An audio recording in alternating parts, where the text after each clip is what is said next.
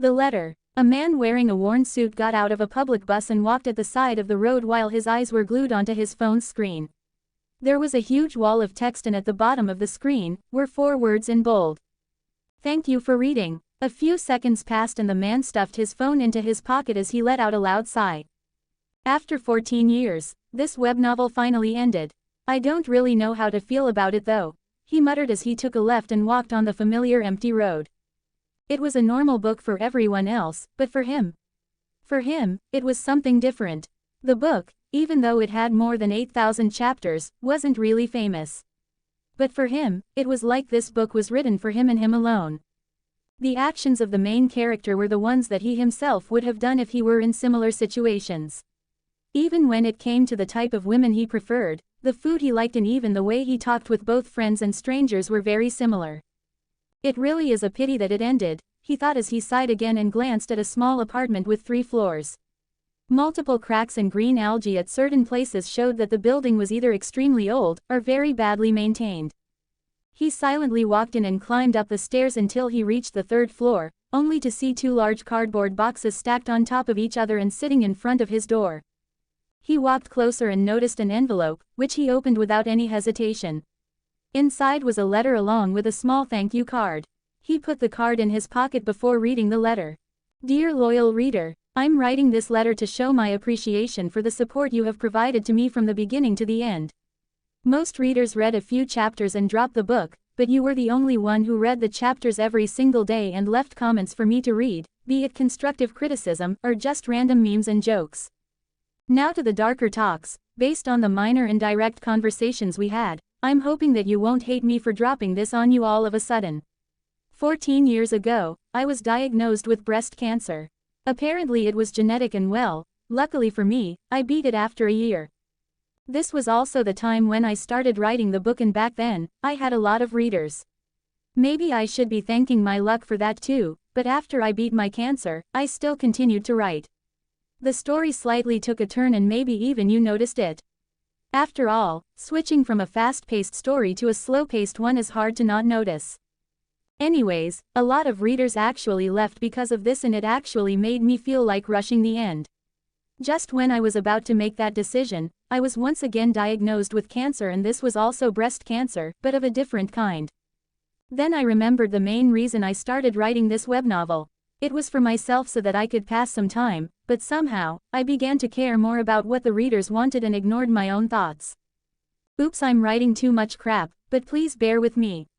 Let's speed things up. So yeah, I continued writing and many more readers left until only one remained. It was you, Mr. FWYD Chicken. Unfortunately I don't really know your real name, and I wish I did. Unfortunately, it'll be too late by the time you receive this letter, which you probably will after 2 weeks of me writing this. Well, tada, I'll be dead by then. I wasn't able to beat cancer the second time and they'll perform on me in 3 days. Chances of survival is less than 1%, but that's just them trying to give me some hope. Now that the sad and sappy stuff is done, let me tell you about the 2 boxes. All of my money, valuables and everything that belonged to me is in there. I hope that it'll help you in at least one way. Thank you for being there for someone who had no friends, nor family. Your happily dead author, Red Snow, or Emma Clankton. After reading the letter, he stood silently as he continued to stare at the piece of paper. He was someone who got emotional pretty easily compared to the others, but this time, he simply stood in place, not doing anything. He silently grabbed his phone from his pocket and opened the web novel app before clicking on the latest and the last chapter that he had just read. He then tapped on the comment button and typed a few words. FWYD Chicken, thank you for the chapter. There was no response. It's not like she'll be staring at her phone waiting for my message, he thought to himself, but there was something inside him that pushed him to type more. FWYD Chicken, do you have any plans on writing another novel? Again, no response. He felt his vision go a little blurry, but he went back to the index and checked the comments on the previous chapters. 48152728. None of these chapters had any comments other than his, but the 29th chapter from the last chapter did. 14 days, 28 chapters. No responses. For 4 minutes, he stood in place silently as tears rolled down his cheeks. He didn't know the author personally and he also didn't talk to her a lot online. Even then, he couldn't stop himself from feeling like he was drowning. Even breathing was hard. He went back to the last chapter and began typing once again. FWYD chicken. My name is Keith. A divorced 28-year-old guy who lost almost everything. 30 comments, 0 votes, send gifts. Transmigration. After sending the message, he took a deep breath and sighed before grabbing the box that was on top. He exerted some of his strength and lifted it up, only to find his vision go blurry. He blinked a few times, trying to get back his clear vision, only to fail. His legs gave in and he fell to the floor along with the box, his body unresponsive as he stared at the ceiling until the blurry vision turned completely black. Unbeknownst to him, the phone in his pocket vibrated a few times as it emitted a powerful light beam which shot through the thin layer of cloth. It brightened the entire area with the powerful glow for a few seconds before subsiding. Once the light was gone, only Keith remained. Or at least, his body. The boxes were nowhere to be seen. The most surprising thing was that no one came to check out the source of the powerful beam of light. Asterisk asterisk asterisk asterisk asterisk asterisk. Keith opened his eyes, only to find himself in an unfamiliar place. He was in a small room that barely had any furniture. The entire place was dark, but he would still guess what he was looking at based on the slight shapes that his eyes were able to see. There was a regular-sized bed, a table with a few things on top of it, and then there was a chair in front of this table. Other than these 3 items, there really was nothing in the room. After looking around, he placed his hand on the floor and pushed himself up. As he lifted his hand from the floor, he frowned as he felt like he had touched something wet. Since he couldn't see, he brought his hand to his nose and sniffed. Blood. The frown on his face deepened as he hurriedly stood up, and this time, he felt like his whole back was wet. Not even a second passed since he realized this when he felt a stinging pain on his abdomen. He brought his hand to the place where he felt the pain and found something sticking out from his body. Is this a knife? He asked himself as he looked down at the thing he was touching at this moment. It felt like a knife's handle, but he knew that if he pulled it out, he would die from blood gushing out of the wound. The knife was currently stopping the blood from flowing out, so even though he wanted to pull the knife out, he stopped himself from doing so. Just what in the hell is going on, he thought as he looked around, hoping to find a light switch. Before he could move towards the walls, he heard sounds coming from outside the room. The sound of multiple footsteps entered his ears, and that was when he heard voices. Officer, this one, I think this is the place from where I heard the screams, a mature feminine voice said. Not knowing what was going on, Keith lied back on the floor and closed his eyes, feigning ignorance and acting like he was unconscious. Lying back on a pool of blood was not really pleasant, but he didn't know what else he could do as there was a possibility of him being framed. We understand, miss. Can you please stand back for a bit? Another voice said, this time masculine, but not too deep. Soon after, Keith heard a loud bang on the door.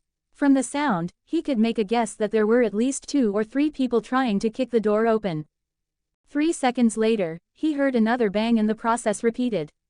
On the 8th round of kicks, he heard the door open with a loud bang, but kept his eyes closed and regulated his breathing. Stabbed in the stomach area, he heard a man say, and a second later, he felt someone grab his arm and place 2 fingers on his wrist. There's a pulse. Hurry and carry him to the hospital nearby. Quick.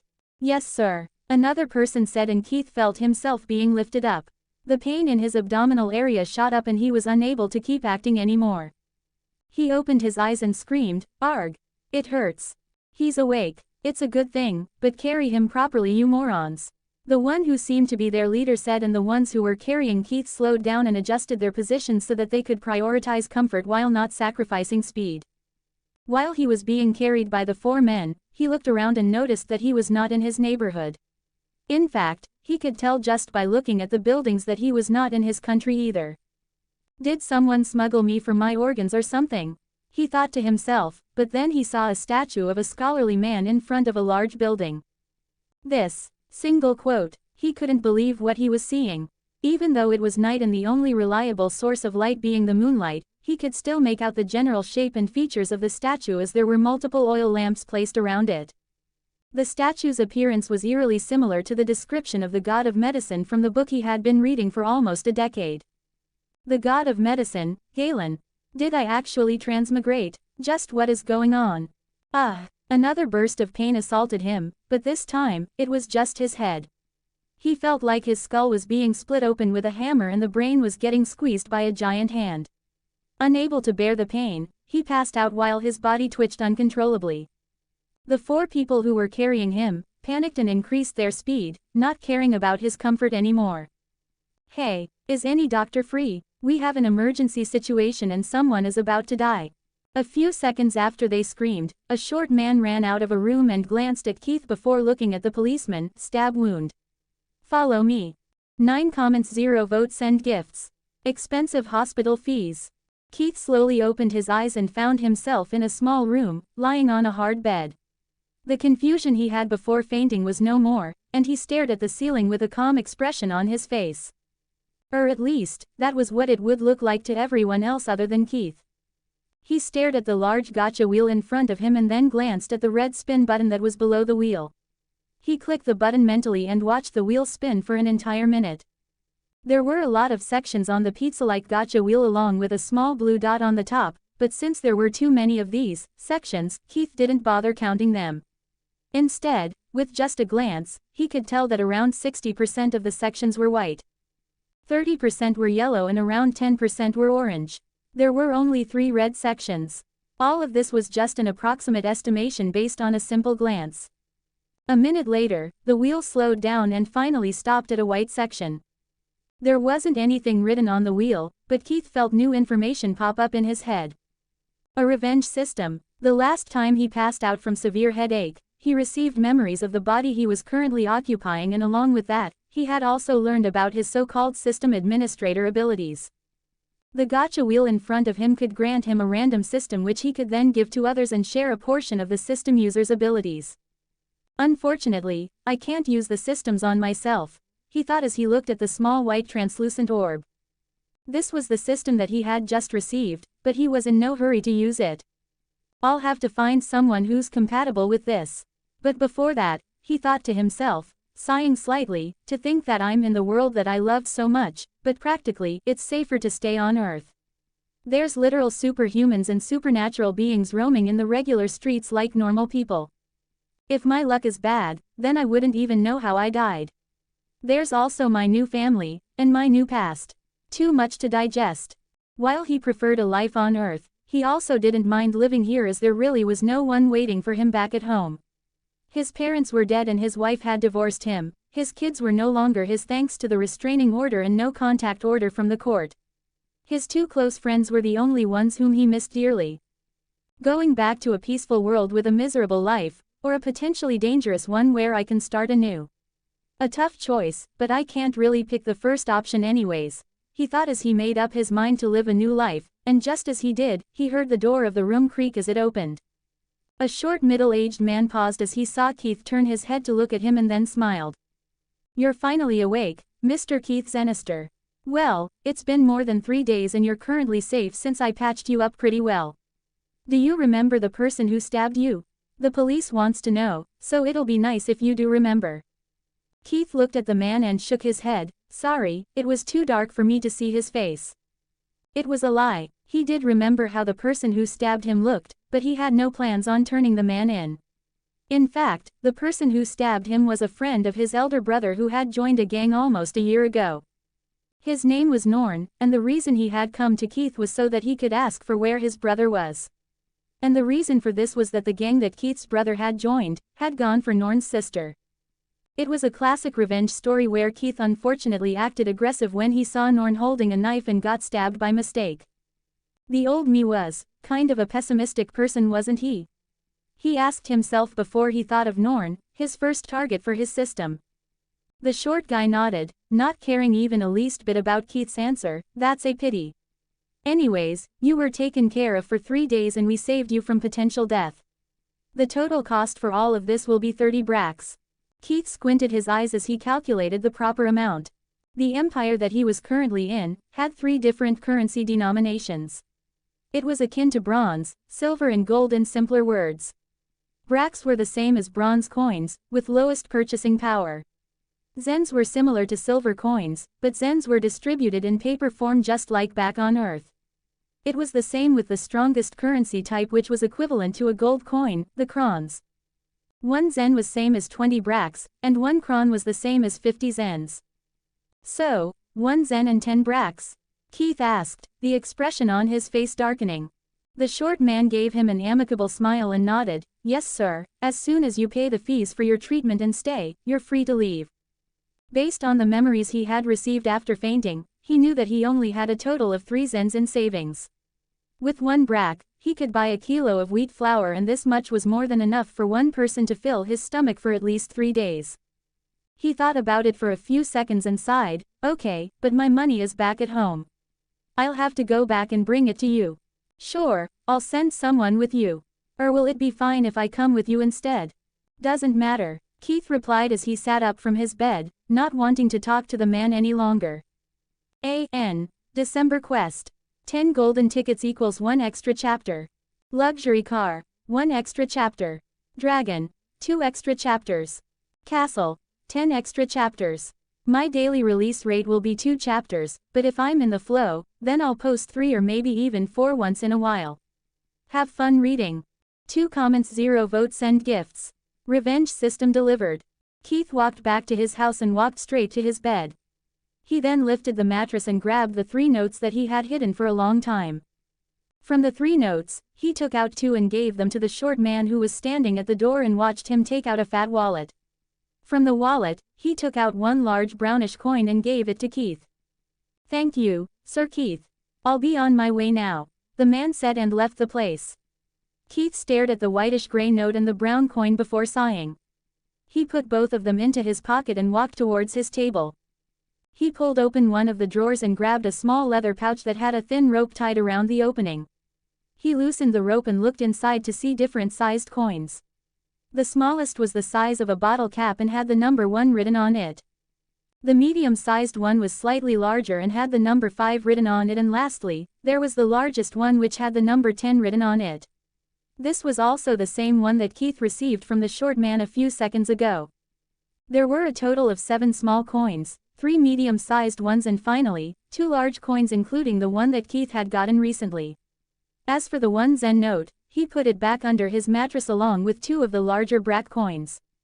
He then grabbed a 1 brack coin and snapped his fingers, making a silvery white orb appear out of thin air. With a simple mental command, the orb flew into the coin.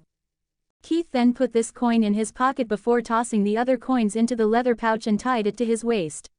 His current clothes had been washed by the workers at the hospital, but the small hole near his stomach couldn't be hidden. He took off his shirt and turned towards the mirror to take a look at himself. A man with black hair, dark brown eyes and a lanky build stared back at him. He was pretty tall even though he looked thin. There were barely any muscles on him, and his skin was pale. Looks like the only thing that the old Keith did was hole himself in his room and study all day. Though, it's a pity that he wasn't able to get good grades in the final exams. Keith currently was 22 years old, and had received the results of the law enforcement exam that he had taken a month ago. Through this exam, a person could get 3 different types of jobs. One was a lawyer certification, second was a position in the police department, and finally, the lowest of the 3 jobs, street patroller. Based on the results I got, the only option for me is the last one. But if I use connections, then maybe I can try for the police department. Either that, or I'll have to follow my brother's footsteps and join a random gang. I don't have the money to become a merchant, and nor do I have the license to sell things. Oh well, becoming a police officer is safer than joining a gang, so I guess I'll have to go meet my brother-in-law as soon as possible. But before that, let's sow the seed of revenge. After making his plans, he walked out of his house and locked the door before heading towards a familiar resto bar, a place that served as both a restaurant and a bar. The reason he was going here was because he had seen Norn serving people while he was heading back home from the hospital. It was the place where Norn worked to make money for his family. As for why he was working like nothing had happened, Keith didn't really know, but seeing that Norn was going through his life like always, it felt like going about his daily life was a better choice compared to disappearing from the city. If he did disappear after stabbing me, then it would be easy for the cops to pin the blame on him even without evidence, and once that happens, it'll be hard for him to live a normal life, let alone search for his sister. He looked at the resto bar's sign and walked towards it. There was an open area outside with multiple tables, and then there was place for people to sit inside too. Keith had a plan in his mind as he walked inside, and the moment he did, he saw Norn, who was walking towards one of the tables while holding a mug of beer. Since Norn hadn't noticed him, he silently walked towards him, and when Norn turned around after serving the drinks, Keith smiled and waved at him like nothing had happened. "Brother Norn, I need some help from you like always," he said as he took out the small coin from his pocket and extended his hand. "I just need some bread so that I can have some food while I travel to my sister's house." Norn stood silently as he stared at him for a few seconds before nodding. "Sure," he said hesitantly before adding, "I heard that you got stabbed. Are you all right?" "Oh, that," Keith said, "honestly, I don't really remember what happened. The only thing I remember is the pain in my abdomen and my head. I woke up in a hospital and those bastards looted my savings," he said with a pained expression on his face as he placed the coin on Norn's open palm. Norn nodded as he listened and said, "As long as you're safe, it's good. All right, I'll go bring you the bread you need." He paused for a second before looking at Keith straight in his eyes. "Do you know where your brother currently is?" 3 comments, 0 votes. Send gifts. Unlikable landlord. Goodbye. "Yeah, him and his gang's main base is located in the same district where my sister lives, so maybe you'll find him there. Unfortunately, he's cut off all contact with me and my sister," Keith said when he heard Norn's question. "Is that so? Okay, take a seat and wait for me. I'll come with you since I have something urgent to do and it involves your brother's gang," Norn said, and when he saw Keith's curious expression, he added, "Don't ask me about the details, I won't tell you anything." Keith lifted his arms in a surrender position, showing that he won't ask him anything. He watched Norn walk into the kitchens and looked around. This planet was called Earth, but it was a bit too different for it to be the same as the Earth from where Keith originally came from. Around 20% of the population underwent something called the awakening between the ages of 3 to 20. People got various diverse abilities when they awakened, but all of them were categorized into 4 types: physical, elemental, summoning and mystic. Physical awakeners would have different forms of physical enhancements like overall strength, vision enhancement, smell, elongation of limbs and whatnot. Some could even turn invisible. Elemental was basically just getting the powers of elements in various forms. Most common ones are being able to shoot things from their bodies, and the other is to turn their body parts into an element, like a rock body or flaming body. Summoning includes the summoning of various things and creatures like swords, spears, bricks, dogs, snakes and even gorillas. A few of them can summon divine artifacts and supernatural creatures like 3-headed dogs or staff-wielding monkeys. Mystic awakeners were the rarest and also the most diverse types known to mankind. In a sense, everything that didn't fall into the first 3 categories would be thrown into this one. Some of them had really weak abilities such as predicting the weather, accurately sensing the direction of the winds, or being able to listen to the voices of the dead. There were also extremely overpowered abilities such as future sight, fate alteration, human puppetry and multiple others. After a few minutes of waiting, Keith saw Norn walk out of the kitchen with a large bamboo basket filled to the top with bread loaves. Each one was the size of an adult human's arm. "When do you plan on leaving? In which district is your sister, by the way?" "After her marriage, I've never seen her come here, so I don't really know much about her anymore." Keith nodded. "Aubberg district, but do keep in mind that she's been married for the past 2 years and that her husband is a sheriff. I know that you liked her so." Before he could finish his sentence, Norn waved his hands, dismissing his words as he interrupted him. "Don't worry, I have much more important things to do than to go behind a married woman. Don't worry too much." "If you say so," Keith said as he shrugged before adding, "I'll leave tomorrow, but if you're in a hurry, then feel free to leave before me." Norn nodded. "Okay, I'll do that then." After saying that, he left the place while Keith stood silently while watching Norn walk further and further away. Set condition. Activate system. The moment he reaches Aubberg district, he gave out a mental command and saw a slight glow appear around Norn's body before it dissipated. "Preparations are done, but now I'll have to focus on my own life." He walked out of the resto bar and headed back home. There wasn't much to do, but he preferred to take his time and go through things thoroughly as this was a life he wasn't too familiar with. He had received the memories, but he knew that he had no special feelings for his close ones like his sister. Once he got back home, he glanced at the small calendar that was hung up on the wall and walked straight to his table. While he grabbed the important files that he would need for job hunting, his thoughts wandered. It's year 4664 right now. The novel began at the year 4660, which means that 4 years have already passed. Clark should currently be in the Morose Kingdom, and since I'm in the neighboring Kazakh Empire, it'll take a long time for me to even get a glimpse of his face. I'll focus on gaining personal strength using my system administrator powers first, and when the war between the neighboring kingdoms start, I'll most probably be able to keep my life intact. If things go well, I should be able to reap some benefits too, like a nobility title. He grabbed his result sheet, his birth certificate, and finally, his citizenship certificate. These 3 were the most useful ones that he had, and the others were just contract papers for the rent of his house, admission papers, which were of no use after his graduations, and various other unimportant things. From under his bed, he pulled out a small suitcase and safely put the 3 important papers inside along with the money that was under his mattress. Then, he grabbed his fountain pens, ink bottles, and 2 books that he owned before putting those inside the suitcase too. Books were extremely pricey, so people from poor backgrounds like Keith would rent or lease books before returning them. There was still quite a lot of space inside, so he stuffed in the 2 extra pairs of clothes that he had and closed the suitcase. Everything packed and ready to go.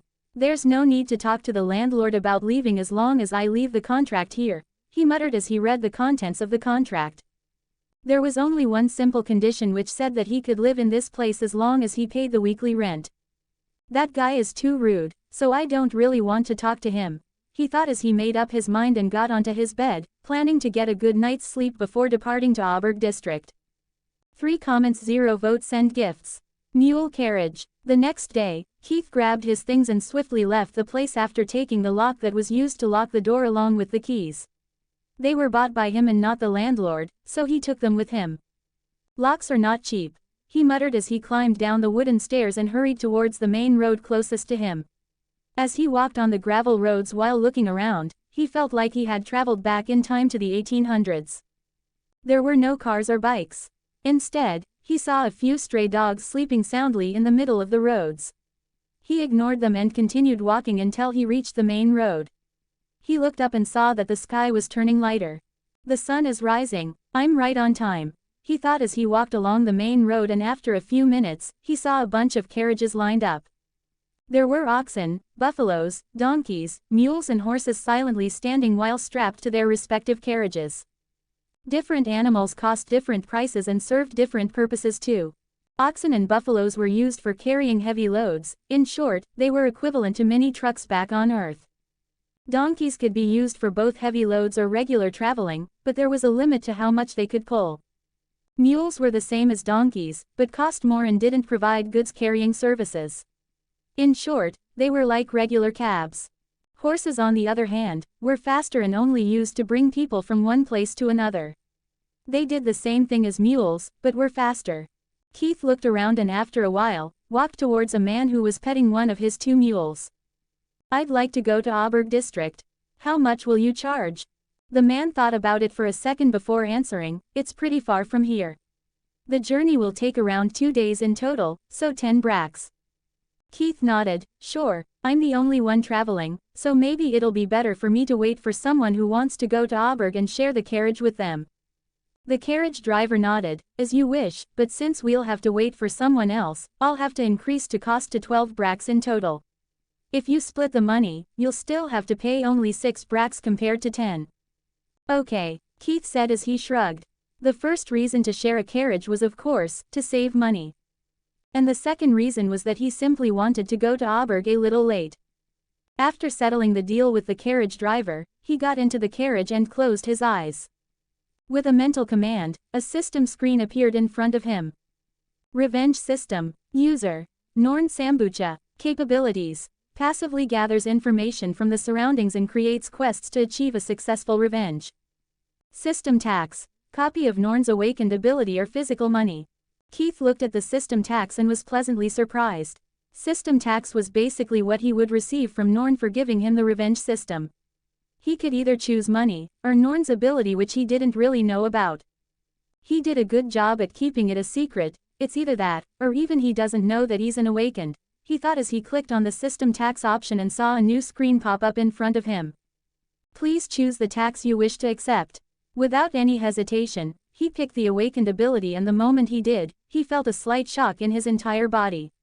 His head was the only thing that hurt, while the rest of his body seemed normal. As the information about Norn's awakened ability entered his mind, he let out a slight smile. Danger instinct, huh? It's similar to Spidey sense in a way, he thought as he looked around, only to feel no difference. A passive ability. Oh well, this thing could potentially save my life multiple times, so it's way better than getting an ability to summon weapons or offensive animals. Survivability should always be my first priority. Keith's personal ability was to give systems to others, but through this, he could slowly amass multiple abilities and grow stronger in various areas.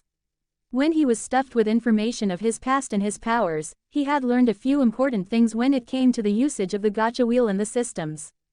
First was the limit to the number of people who could simultaneously use the systems, and his current limit was 1 person. As he'd give systems to more and more people, this limit would slowly increase. White systems were short-term systems like the revenge system that he had recently received, and would disappear once the user was done with their tasks, like accomplishing their desire for revenge. In this scenario, he could receive the tax right at the start. Yellow systems were around the same level as white systems when it came to the features, or help, that they provided to their users, but there was a slight difference between them. While white systems were short-term, the yellow ones were long-term and could stay with the user until they died or until Keith let them have the system. In this scenario, he could receive monthly taxes, and these taxes could be in any form, such as money, physical strength, awakened abilities, or a copy of a random item that is related to the user. Next was the orange systems, and these were the same as white systems, but gave out overpowered abilities to the users. Red, on the other hand, was the same as yellow systems. Long-term systems, but just like orange, extremely overpowered.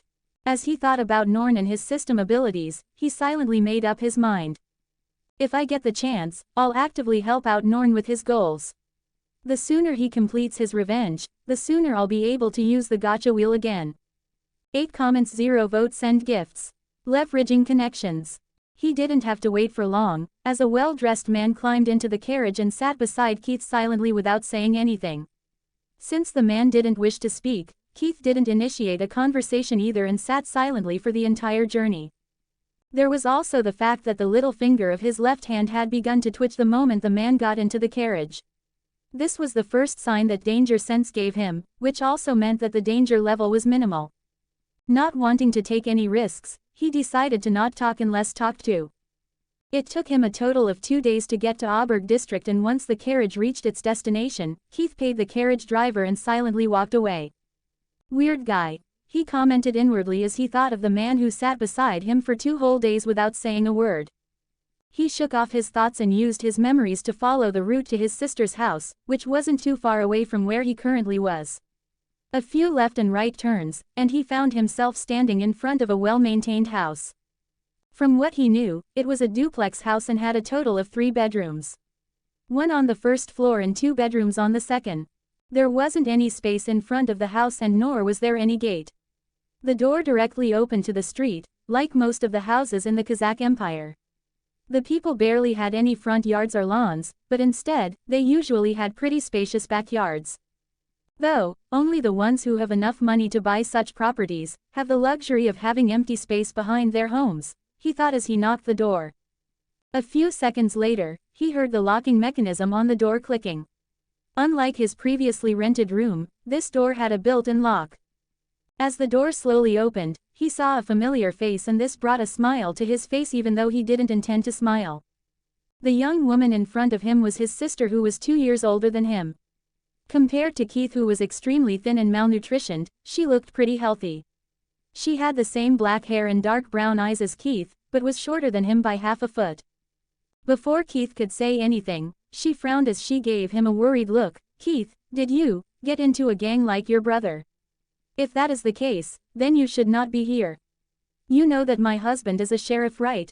Rebecca, you should calm down. Keith replied as he shook his head with a wry smile on his face. I'm just here for some help. You know, like leveraging my connections. Oh, Rebecca said, pausing for a second as she took a good look at her brother before nodding. Come inside then, what are you waiting for? What help do you want though? If it's money, then I should be able to talk to Adam about it.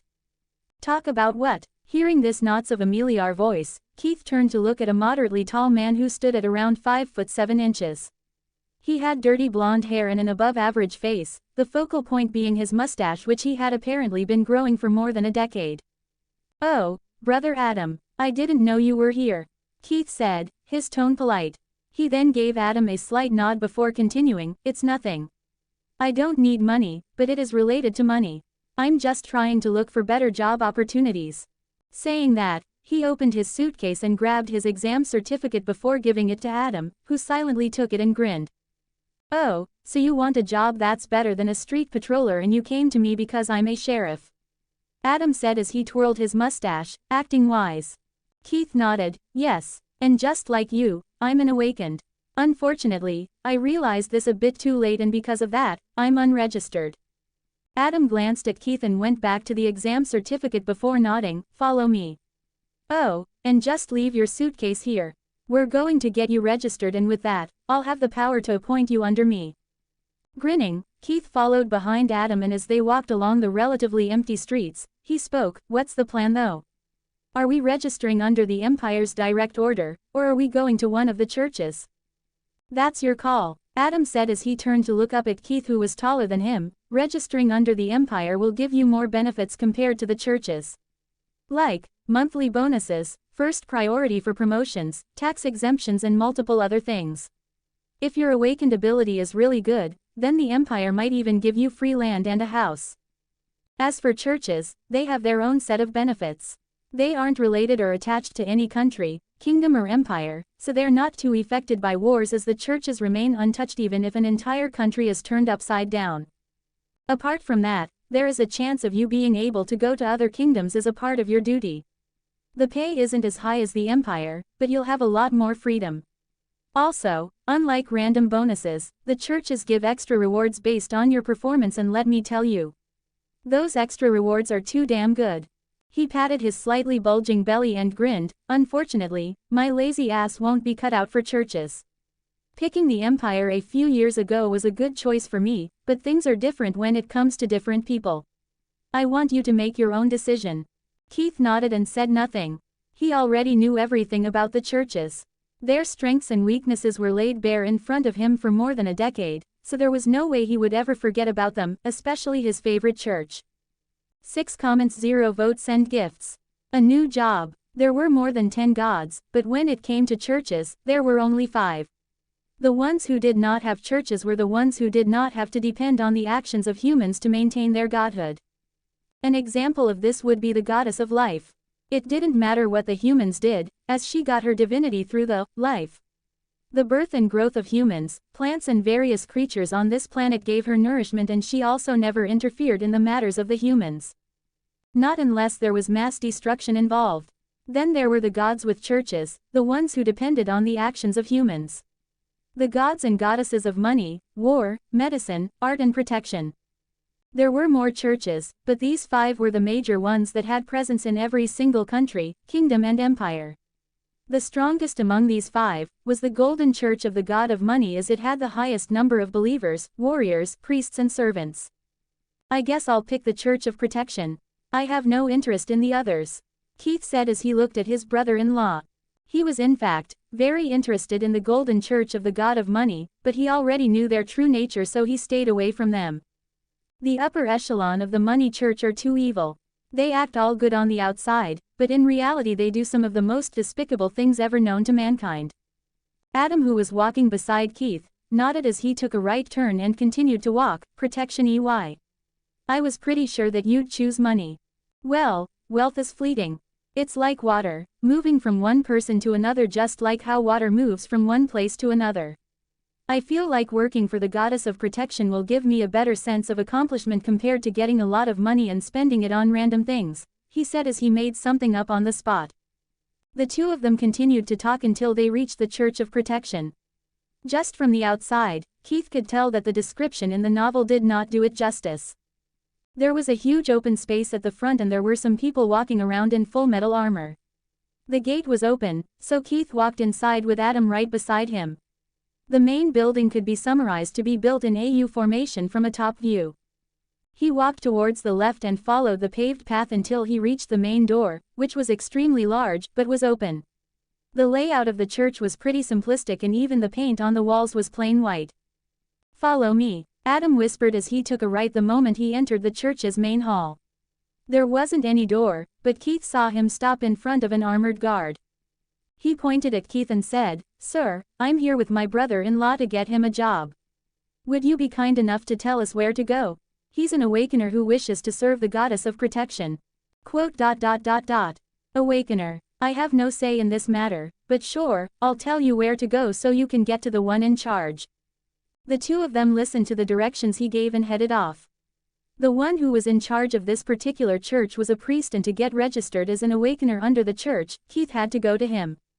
Keith and Adam walked along the lengthy corridors before stopping in front of a larger than normal doorway. There were 2 doors on either sides, but unlike the entrance, they were closed. Adam took a step forward and knocked. "Please enter." They heard a male voice and pushed the door open before walking inside. "Father, my brother-in-law here is an unregistered awakened and would like to join the church," he said as he placed Keith's results sheet on the table in front of the priest before continuing. "He's studied law and justice, so I feel like he'll be a good asset for the church." The priest lifted up his hand, his palm facing Adam. The moment Adam saw this, he fell silent. "You, wait outside," the priest said as he pointed at Adam and then turned to look at Keith. "As for you, we'll talk one-on-one." Keith nodded and watched Adam leave, and once he did, the priest spoke up once again. "What's your ability?" "Danger sense. It's like the 6th sense, but I can predict danger instinctually. I don't really know if it is physical or mystic ability." The priest nodded when he heard his answer. "It's a useful ability. As for its classification, it doesn't really matter." Danger sense, huh? It'll be really useful in certain situations, and it's a good thing that you pick the goddess of protection. Since you're here to join us, I'm assuming that you won't have any problem with me assigning you a job."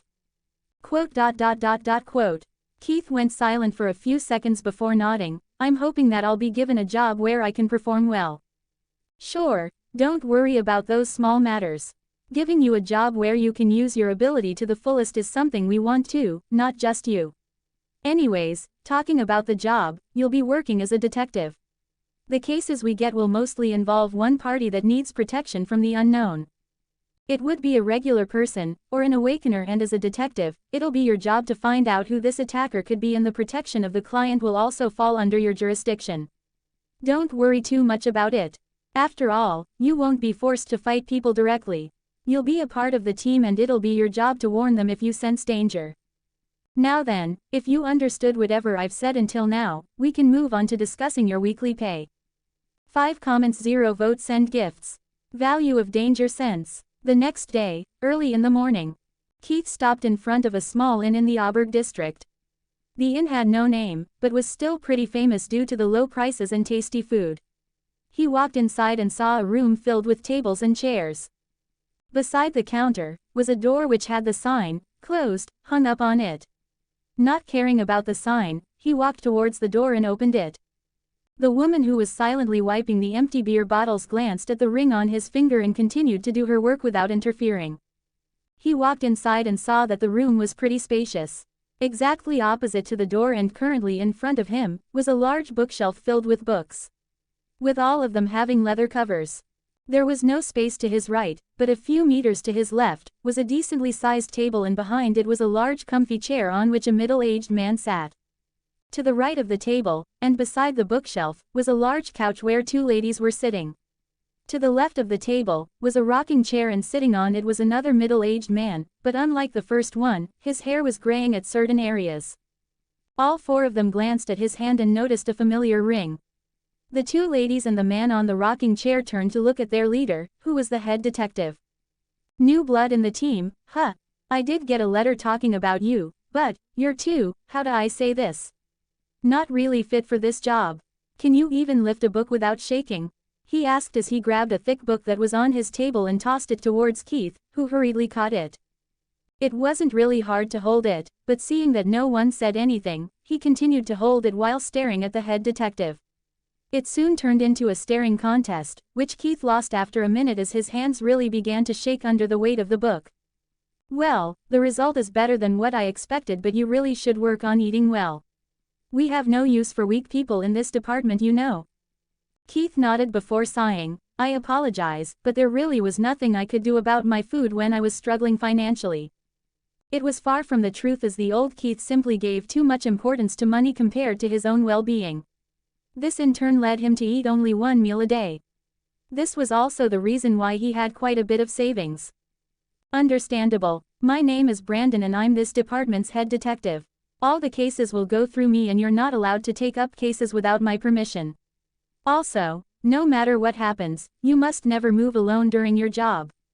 Always have at least one person with you at all times. I understand, Sir Brandon. Brandon nodded, satisfied with Keith's professionalism even though he wasn't too happy with Keith's current physique. Good. Now that we have a total of 5 people, I can take some rest from personally acting on cases with you guys. Anyways, what was your weekly salary again? It was written in the letter somewhere but I didn't really pay any attention to it. 2 zens per week, sir. Keith replied, his eyes betraying his expectations for the money that he was supposed to get. The moment the words left his mouth, he heard a yelp from the right and turned to see the younger one of the 2 ladies staring at him in shock. Wah, I mean, how is your pay higher than mine? I joined 1 year before you and even after my pay raise, I only get 1 zen and 15 bracks each week. This is discrimination, she complained before turning to glare at the head detective. Brandon simply shrugged, you're paid based on the value your abilities provide to the department, not by your damn genders. Clara is a clear example of that, don't you think so? The guy sitting on the rocking chair quipped in, right, I'm the oldest here but both Clara and Brandon make more money than me, ha ha ha ha. Experience and loyalty matters, but our abilities are the ones that put a value on our heads. Hearing the oldest of the team speak, the girl didn't really know what to say or do other than pout while looking away. Keith, on the other hand, had a question that popped up due to the interaction just now. He turned to look at the guy on his left, who was sitting on the rocking chair, and asked, Sir, does that mean that my ability is valuable? Of course, and you're currently joining us as a trainee. Amelia there joined directly as an employee. Your danger sense is focused on survival and that alone gives it a lot of importance, but after reading the details of your power, we realized that it could be used to verify our clients' claims. Once you become an official employee, which will happen at around 1 month from now if your performance is good, you'll be the one with the highest pay among us, as your weekly pay will be doubled. We're not counting the special bonuses we'll get for completing the requests from our clients, but if we include that, you'll be getting the highest share among all of us here. Keith nodded as the gears in his brain turned. His danger sensibility worked in a simple way. He could sense danger from certain people, and if he did sense danger from someone, it would mean 2 things. One was that the person themselves had intention of harming him, and the second scenario was that the person would be involved in something dangerous, which would then indirectly harm him if he stayed too close to them or got involved with them. Due to this, his danger sense could be used to confirm whether the clients really had someone who wanted to harm them. Then, it could also be used as an alerting mechanism which would boost survivability if he stayed close to the clients. As danger got close to them, Keith would feel it and could alert his teammates, who would then take action. 4 comments, 0 votes, send gifts. Restricted weapon. Keith was someone who had read the novel, and since he had read about a lot of extremely broken awakened abilities, he had never really given much importance to his danger sense other than treat it like a sign that'll help him survive. If that's the case, then I'll do my best to fulfill my role in the team, sir. Keith said respectfully before adding, as for the bonuses, I'm fine with dividing it equally. In reality, he didn't really wish to let go of his extra bonuses, but if he wished to maintain a good relationship with his colleagues, this could potentially be the best way to earn their goodwill. The more they liked him, the better they would treat him.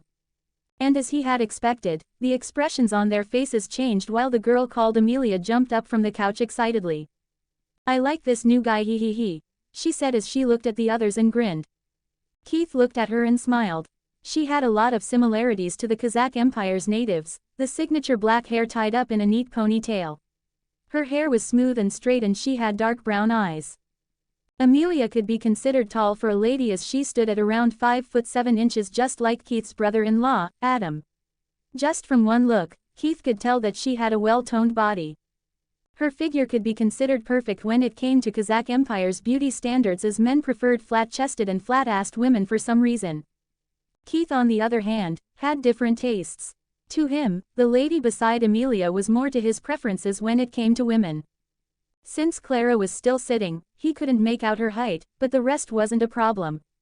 Just like Amelia, she had black hair, but instead of being straight, her hair was wavy and it also had a silky luster. Dark brown eyes, like the others, but the way she dressed gave her a mature aura. Amelia wore a regular full-sleeved white shirt and formal black pants. The uniform of the department included a suit, but a single glance was enough to tell that she wasn't wearing one. Clara, on the other hand, wore the suit, and this alone made a huge difference. She didn't exactly fit the beauty standards of this empire, but she certainly caught Keith's eye. He looked away as he didn't want to cause misunderstandings, but his mind was occupied. Romance isn't an option, at least not now. I'll focus on improving my powers using my system administrator ability, but for now, I'll go with the flow. He turned to look at Brandon before speaking. Sir Brandon, I was told that I'll receive 2 sets of uniforms tailored specifically for me. Oh, that, Brandon said as he eyed him before nodding. Sure, but not tailored. After saying that, he bent down to his left and pulled up a package wrapped in paper. Here, based on your measurements, we got 2 standard sets for you. They'll be loose for now, but I'm hoping that you'll fit into them in the near future. As for your weekly salary, you can get it from the owner of the inn. She's actually a nun of our church and is in charge of our finances. So, if you need anything that isn't related to a client's request, then she's the person to go to. Keith nodded as he took a step forward to take the package and then walked out so they could receive his joining fee. Giving money to newcomers was a rule imposed by the Empire, and the churches also followed them. On the other hand, the ones who got the job would have no other choice but to work for a minimum of 6 months or pay 3 times the joining amount as a fine if they wished to leave early. This way, the poor people would be able to afford things that are required for the job, like new clothes. Corrupt places that made use of this rule to exploit newcomers would be weeded out by the Empire. As Keith opened the door, he heard a voice from behind him. Use that money to buy yourself a weapon. You already received your uniform, so there's no need for more clothes. Understood. Saying that, he closed the door behind him and walked to the inn's counter, only to see the woman give him a warm smile. Congratulations on the job. Here's the joining bonus, she said as she took out 1 silvery gray note from the pocket that was on her apron and placed it on the counter. Keith glanced at the 10 Zen note and paused as he stared at it for a few seconds. While he had read about one person having thousands of gold crown notes, he personally had never been able to save up more than 5 Zen in his entire life. And now, I'm getting 10 Zen just like that. I wonder how much I would have gotten if I joined the money church, he thought as he silently took the money and thanked the woman before leaving. His next destination wasn't too far away, so after walking for a while, he stopped in front of a shop that said, General Betts Weapon Store, and headed inside. The area was small. There was one counter in front of him like many other shops that he had visited, but there weren't too many weapons on display. On the wall, from the left to right, was a knife, a pair of knuckles, a short sword, a rapier, a small metal shield and lastly, a regular long sword. He took out a folded piece of paper from his pocket and placed it on the counter before showing the ring to the old man in front of him. I'm from the Church of Goddess of Protection and I wish to buy a restricted weapon on a loan. I'll give you my Awakener registration certificate as a collateral. 10 comments 0 votes send gifts.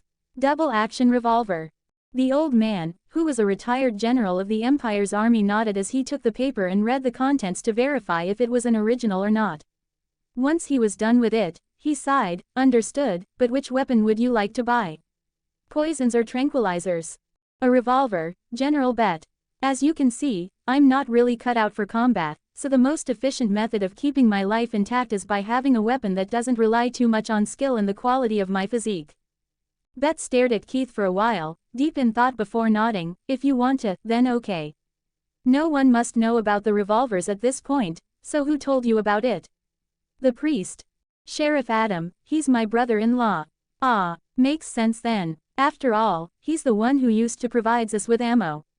The ability to create 12 bullets every day might not be much, but is extremely useful for the Empire, he said as he nodded after finally understanding everything. Keith smiled in response, yeah, I'm glad that my sister married someone as important as him. Ha ha ha, yes, she's very lucky. Come with me and pick the revolver you want. Also, consider it a gift from this old man. Your family has helped me a lot, especially Adam. If that's the case, then I thank you wholeheartedly, General Bet. Bet waved his hand, showing that it doesn't matter, and walked into the storeroom that was behind the store with Keith silently following behind him. This room way bigger than the actual shop, and Keith saw multiple daggers, and every single weapon that was displayed outside. There were at least 100 of each kind. He followed Bet to the end of the room and stopped in front of a large wooden box that did not have a lid on top. Inside the box were multiple other boxes that had various luxurious finishes.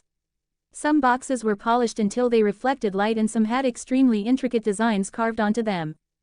In Keith's eyes, those boxes would have had more value in his old planet compared to the revolvers themselves.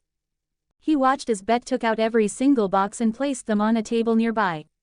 In total there were 12 boxes, and out of these 12, there were 3 different groups. 6 boxes looked plain, but were polished well, along with having a small carving that said, God of War. 4 boxes were painted black and had a wax seal which showed the symbol of the Empire, which was basically a palace with a sun on top. Next were the 2 unique boxes. Both of them had intricate designs carved onto them and had no symbols or wax seals on them. Bet opened up one box that said, God of War, one that had the wax seal of the Empire, and the last 2 boxes which had unique carvings on them. All 4 of them had revolvers inside them, but all of them had their own differences. Bet pointed at the first revolver. This one is created by the craftsman from the War Church. Its cylinder can hold 4 bullets, but it has a unique mechanism where the entire cylinder detaches from the revolver so that you can quickly load up another cylinder. This one is created by the Empire and is the most basic one among all. While it is basic, it's extremely reliable. It has 5 bullet chambers in the cylinder and uses stronger bullets compared to the revolver from the War Church. This means longer range and higher attack power. Look, even the barrel is longer, he said as he lifted up the revolver, showing Keith the differences. Then, he picked up the 2 revolvers that were in 2 unique boxes. These 2 were crafted by individual craftsmen, so I can't vouch for their reliability. But it's my job to tell you about the weapons, so let's continue.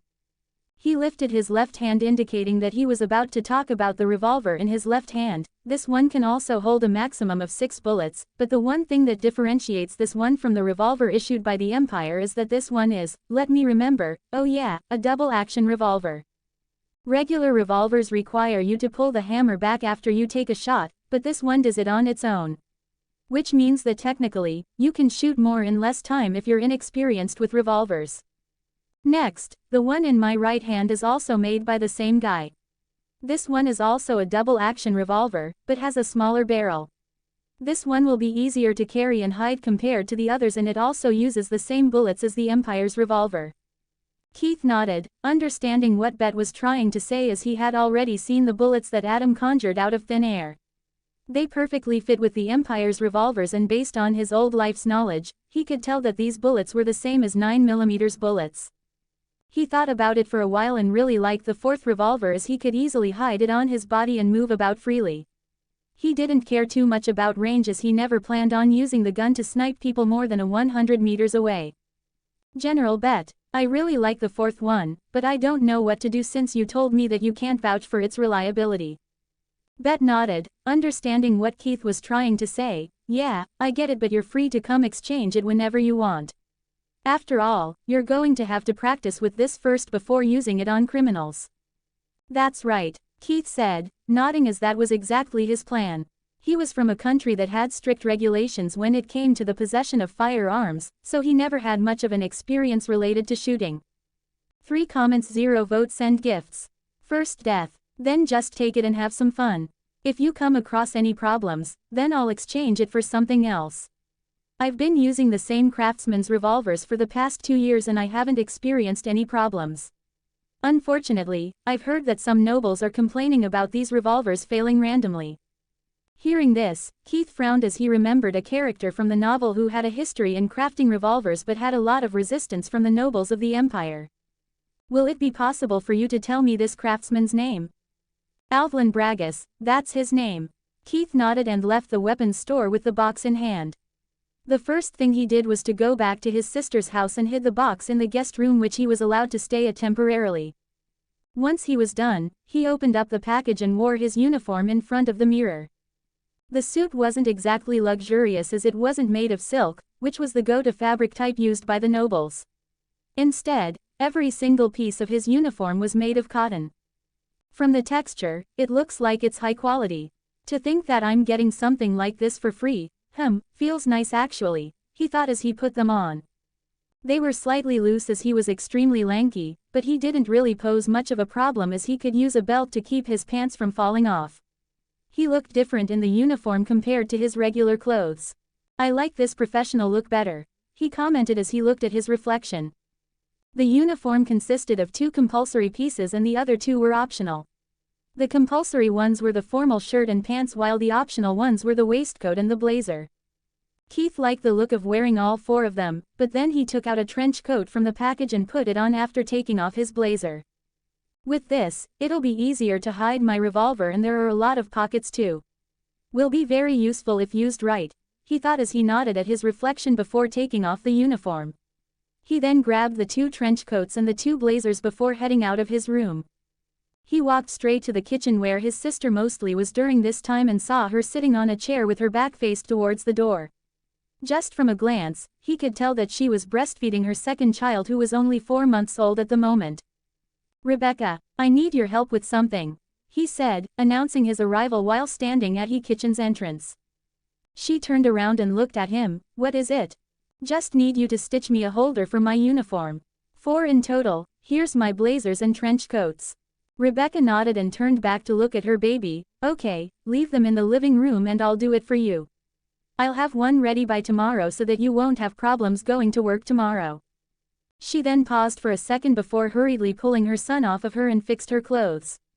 She turned around and looked at Keith with a surprised look on her face. "You got a damn revolver. How did you even know about them?"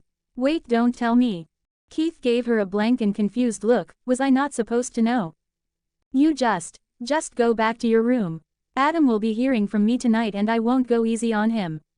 I don't care if he goes and drinks with his buddies at night but there's no way I'm tolerating it when he nonchalantly gives my brother a damn murder weapon." She spat furiously as she glared at Keith even though she was angry at her husband. The corners of Keith's lips rose up for a second before he opened his mouth to speak. "Rebecca, listen. From today onwards, I'll be working with the detectives of the church to both protect people who might have a chance of getting attacked, and also trying to subjugate the attackers. I'll need a weapon to protect both myself and the clients. Think about it logically, yeah," he said as he walked towards her and gave her a hug.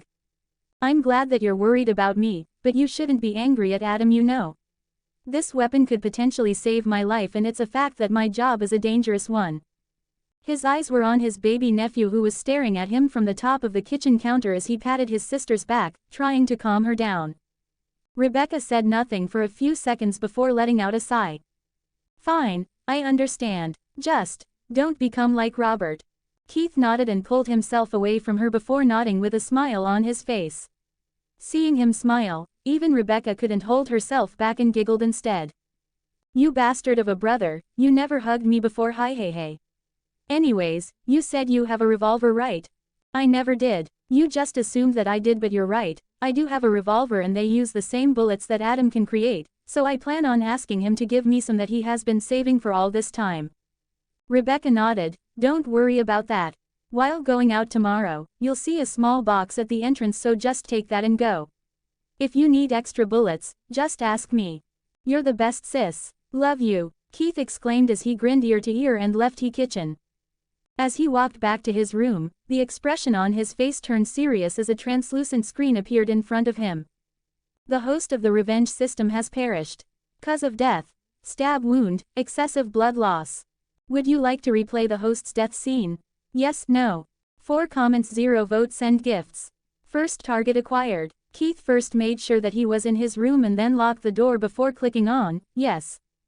His surroundings immediately changed and he found himself standing in an extremely small room. There was barely enough space for 3 people to sleep side by side and that was it. In a sense, it looked like a Japanese internet cafe's cabin but without a computer. It didn't take Keith any effort to spot Norn, who was sleeping soundly on the bed that took up half of the room's space. His suitcase was neatly placed beside his bed. A few seconds passed in silence until he saw the door open slightly. Frowning, he observed the person who had just opened the door and noticed that he was wearing a plain reddish-brown clay mask. The man silently walked in, took out a dagger and swiftly brought it down at Norn's neck, puncturing it. Before Norn could move even a bit, the masked man held him down for a few seconds until he died. Once he was done, he let go of Norn and stood still while looking down at the person he had just killed. "You might be lucky in evading us all this while, but looks like your luck runs out now. Or maybe just like boss said, you could be an awakened with the ability to stay lucky. Does your luck go back to normal when you sleep? I better tell this to boss," he muttered as he continued to stare at Norn's dead body. He then took out a small circular object and placed it on the stab wound before leaving the place. Suddenly, a lot of smoke surrounded Keith and he was back in his room a second later. He stared at the wall in front of him in silence for a few seconds before taking a seat on his bed. "Luck runs out when you sleep, huh? I didn't know about that, and I need to test it out," he thought as he imagined the gotcha wheel. The moment he did, it appeared in front of him, and this time, he felt a little more powerful, like something within him had grown. In just one glance at the wheel, he could tell that its size increased. There was a slight change too, a very slight change. The white area was the same, but the others increased in width along with the increase in the wheel's size. The increase was extremely small, so he didn't really think that it would make much of a difference from the first time he had used it. Increase in my abilities. It should only be possible if Norn accomplished his mission, which is revenge, but I never received a notification about it. Oh well, it's not like I won't accept freebies. He mentally pushed the spin button that was at the bottom of the wheel and saw it spin for an entire minute before slowing down. He watched in anticipation as IE slowed down near a yellow section and was excited until it slightly moved forward to stop at a white one. "White again," he muttered as the information about the new system flooded his mind. He closed his eyes and waited until he digested the information. Once he did, he nodded to himself as he looked up at the gotcha wheel that still hadn't vanished. But unlike before, there was a huge difference. There were only white sections on the wheel this time and the rest were nowhere to be seen. So now I can give two systems simultaneously as long as they're both low-level ones, he came to a conclusion as he pressed the spin button once again and waited for the cycle to repeat. Information flooded his mind, and once he was done absorbing everything, he let out a smile. To think that I'd be able to merge them together, but should I do it? He asked himself and sat silently to think about it. A few minutes passed, and once he made up his mind, he silently walked out of the house to search for his new system hosts. At this point, he had no solid goals to invest too much into one single person. Instead, he wished for instantaneous growth, which would work only if he gave his system to two different people and took something from them as a tax, notably their awakened powers, but he didn't mind taking their physicality as that was what he currently lacked at the moment. Keith's first stop was the Church of the Money God. Unlike the Goddess of Protection's church, which was simplistic, this one was adorned with gold sculptures. The stone walls were beautifully carved and there were a lot of paintings hung up on the inside of the church. As he was walking towards the confession room, which was also called the confessional, and on the way, he spotted 3 guards escorting a young lady from the other side of the room. All the churches had a similar layout, so Keith could tell that they were bringing her in to make her a part of their church. And with 3 escorts like that, there was a high chance of this person being someone important, or someone who had recently awakened. Based on her clothes, she's a middle-class family's child, and based on the policies of the Money Church, there's a high chance that her parents gave her away to the church and received money in return, he thought as he followed the 4 with his eyes until they left the main hall. After having acquired his target, he had no wish to stay here anymore, but he continued to walk toward the confessional and blabbered nonsense. He was then forcefully pushed to donate money to the church, so he took out a small brat coin and pushed it into the donation box's opening slit. Once done, he headed out of the church and went straight to the district's training area that was right beside the Empire's army barracks. 6 comments, 0 votes, send gifts. The Maiden's Pub. The training ground was a place where the Empire's military squadron that was deployed here for emergency trained. Or at least, that was how it was supposed to be, but the only thing Keith saw was an empty ground. Not knowing what to do, he turned to look at the guard who was standing at the entrance of the training grounds.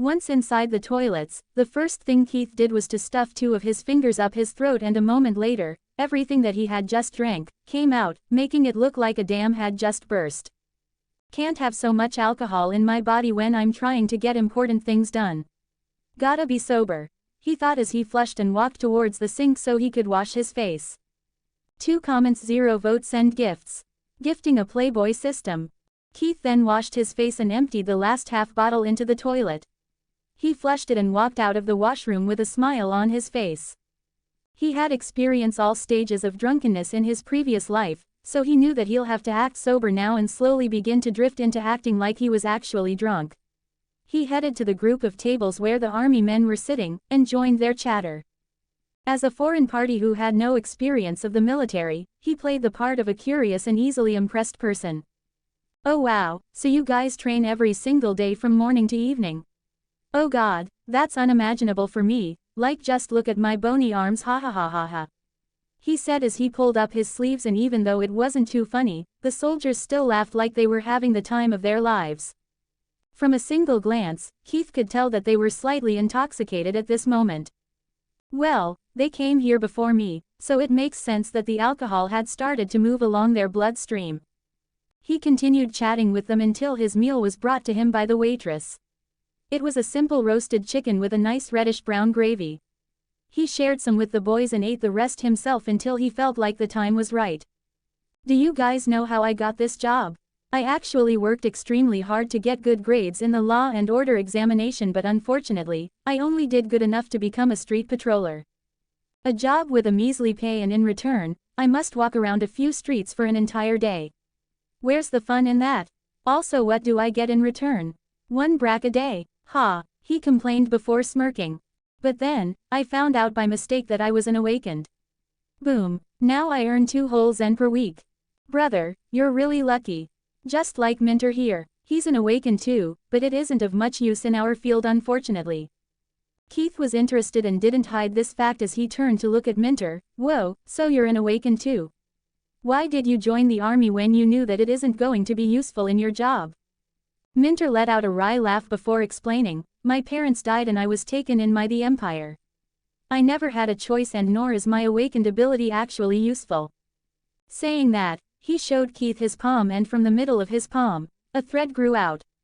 See, I can make cotton threads, which is absolutely useless, and I have no interest in becoming a tailor, he said as he shook his head. Keith nodded, losing interest in the ability as well. He looked at everyone around him and saw that no one had any more words to say, which meant that there weren't any more awakened ones in this group, or they were hiding it. If they were hiding information, then Keith really did not have a way to force them to blurt out the information, so he decided to go with the second best thing. He glanced at the person who seemed to have the most athletic body. He didn't go for the strongest person, as he could copy a person's entire physique and did not wish to look like a beefed-up hulking monster. Keith then grabbed a few cups and poured wine into all of them, filling them halfway. Then he began to distribute them to everyone around him and made sure that he transferred one of the 2 white systems into the glass that he planned to give to his target. Set condition: trigger the system screen when he looks at a weapon.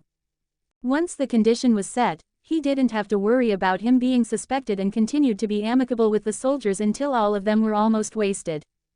Keith, too, acted like he was and put his head down on the table to sleep. He didn't act this time and did fall asleep, only to be woken up after a few hours. With a groggy look, he opened his eyes and looked at the pretty face of the waitress before frowning. Ah, my head hurts, he complained as he turned to look at the others who seemed fine around him. Ha ha ha, looks like your body isn't too great with alcohol. Maybe it'll be better to go back home to take rest instead. We'll proceed to have some fun with these beauties. Keith nodded in response and got up from his chair before looking at the waitress. How much was the chicken? That gentleman paid for you, sir. You don't have to worry about it anymore, she said, smiling at him while getting her non-existent ass groped. Oh okay, Keith said and turned to look at the person whom she pointed at. Thank you. No worries, brother, you have fun with your new job. Hopefully, we'll meet again in the future, the soldier said with a bright smile on his face, and Keith nodded in response while smiling back. Once he was done with the formalities, he walked of the pub and headed back home without stopping anywhere. Nighttime wasn't exactly safe as he knew that there were too many things going on due to a certain gang's existence. It only took him a few minutes of brisk walking to get back home, and the moment he did, he rushed to the bathroom and took a nice bath. He then washed his own clothes and covered himself with a towel before heading to the guest room. It took him less than 2 minutes to wear comfortable clothes and to put up his washed, wet clothes onto a clothesline in the backyard. Once everything was done, he went to bed, expecting a nice gift when he'd wake up the next day. But, Playboy system activated. Trigger. When user looks at a weapon. System's goal. Sleep with 10 different women in 1 year. Original plan was to name it the Gigolo system, but I felt like certain people might get offended. But hey, Playboy sounds better at least. 5 comments, 0 votes, send gifts. Unusual systems. With a mental command, a new system screen appeared in front of him. Playboy system. User. Sahoy Tahini. Capabilities. Provides an increase in sexual stamina the more women the user sleeps with. System will disappear once the user sleeps with 10 different women. System tax. Physical money, 30 Zen or inheritance of the user's physique. Money is fleeting and I also don't wish to spend too much time or money on gaining muscles, he thought as he picked the physique. For a second, he felt like the world around him stopped, but then a stinging pain assaulted his entire body. He hurriedly bit down on his own arm to keep himself from screaming. He rolled down on the floor as he struggled with the pain for 1 whole minute, after which the pain slowly subsided.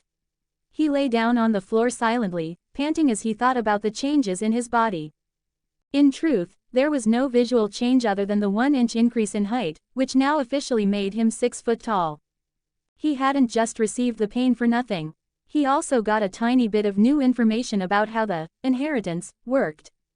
The concept was simple. He didn't have to train or work out like the others and would only need to consume the necessary nutrients until he attained the complete physique of Soldier Sahoy Tahini.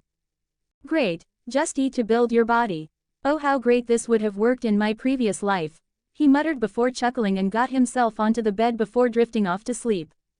The next day, he woke up and freshened up before putting on his uniform. He then headed to the kitchen and saw Adam wearing his trench coat. Adam noticed Keith and grinned before showing off. This thing looks great on me, don't you think so? Yeah, but take it off. I woke up a little late so I must hurry, Keith said helplessly as he did not really wish to lie. The trench coat almost touched Adam's ankles and was clearly oversized. Bah, you jealous bastard. You just don't want me to look good. Before Keith could say a thing, a ball of cloth hit Adam on his face, and from the other side of the kitchen, he saw his sister pointing at Adam with a ladle. Wear my lingerie, I'm sure you'll look way better than you look right now, she said as she glared at him and then added, just go wear your own uniform, you blind pig. Damn, Keith thought to himself as he didn't want to interfere, and nor did he want to laugh right in front of Adam's face when his wife was scolding him. Adam sighed and shook his head. Hi, these women don't get humor. Saying that, he quickly took off Keith's trench coat and tossed it towards him before rushing out of the kitchen as a ladle flew in front of Keith and went straight out of the kitchen. He scoured through his memories about his sister and realized one thing. She was an overly protective sister who'd always take her brother's side even if they were in the wrong. Once he realized this, he felt pity for Adam but silently wore his trench coat and turned to look at his sister. What's for breakfast? Since it's your first day, I've made sausages, bacon, omelets, and I also bought a good cut of beef for you. I'll send your breakfast to your workplace, so don't worry about getting late. Just eat this while you go, she said as he gave him a thick sandwich. It had a lot of meat slices in the middle, and just from one look, Keith could tell that he would have no other flavor. I'm not that late. Don't worry, I'll eat this sandwich right here, he said as he grabbed an onion, a tomato, and a bowl of butter. Rebecca watched as he tweaked his sandwich, and once he was done, it looked pretty nice. In fact, she was confident that it looked better than her original version. Seeing her look at him suspiciously, he shook his head with a smile on his face as he cut the sandwich diagonally.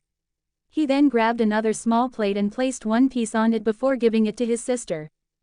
Here, I'll get the rest of my breakfast later, so let's share this for now. No, I'm supposed to eat after everyone else in the family is done eating, she said stubbornly as she pushed the plate away, but Keith shook his head. Stop talking bullshit and just eat. No one's here to judge you nor me. He then watched her stare at her plate, and then she looked up at him, wanting to say no, but he interjected her. If you're not gonna eat, then I'm going work on an empty stomach. Pick your poison, you witch. Hearing his words, she frowned and smiled at the same time. I hate you. Yeah, I hate you too, he said as he saw her take the first bite and grabbed his part of the sandwich as well. The two of them didn't say anything more and ate in silence. Once Keith was done, he washed his hands and walked out of the kitchen with Rebecca right behind him. Your bullets are right there, she said as she pointed to the small tea table in the living room, and Keith turned to look at a small wooden box placed on it. He nodded and grabbed the box before putting it inside one of his many pockets and walked into his room so he could grab his revolver too. He stuffed the revolver into a special pocket which was stitched on the inside of the trench coat by Rebecca for an easy access. Once he was done with everything, he took a deep breath and left the house as he thought about the remaining system that he still hadn't given to anyone. Lucky protection system. Of all the 3 systems that I've currently gotten, none of them really sound like actual systems. Maybe it's because they're temporary, so I guess I'll have to wait until I get the other ones. 8 comments 0 votes send gifts. The first client. The white systems not working like systems was partially true, but Keith felt that way only because he never put any effort into controlling his systems. Norn died before Keith could even do a thing in his new system user. Sahoy had gotten the system last night. As for the target of the protection system, Keith still hadn't given it to her. The reason why he picked the Church of Money was because their higher officials were extremely corrupt and there was a 99% chance of them taking advantage of the young lady who would have already become an official member of the church by now. Keith silently walked at the side of the street while the carriages moved at the center of the roads. Hawkers and random people tried to advertise their products at the side of the roads. As for the pedestrians, they had no choice but to walk right beside the line of hawkers and movable stalls if they didn't want to get stomped by animals or get cussed at for walking at the middle of the road. Keith stopped in front of a man who was standing beside a human rickshaw with an open roof. Instead of a human rickshaw, it would have been more accurate to call it a modified human pulled cart instead, as it did not have a seat for humans to sit on. Instead, there were stacks of newspapers. Keith recalled the prices of newspapers and looked at the thin, brown-skinned man as he put his hand in his pocket and pulled out a brack coin. Tokens for 1 brack, he said, and the man nodded in response as he took the coin and put it into his leather pouch. He then grabbed a small stack of thin yellow papers and gave Keith 3 of them. Keith just took 2 and pointed at the newspapers. I'll take one of those for now instead. As you wish, young man, the guy said as he grabbed one of the newspapers and gave it to Keith with a smile on his face. Have a nice day. You too, he replied back with a smile before leaving with the newspaper in hand. As he walked, he put the tokens in a separate pocket. Minutes passed by and he finally walked into the inn, and then headed into the main office. All 4 of them were already inside and Keith greeted them with a slight nod. Morning everyone. Keith, the man who was the oldest in the room, said with a smile on his face before pointing a finger towards himself. You left before I introduced myself yesterday. Ah yeah, sorry about that. Nah, I'm growing old and forgetful already. It's not your fault. As for my name, you can call me Edward and we're good, he said with a warm and wise smile.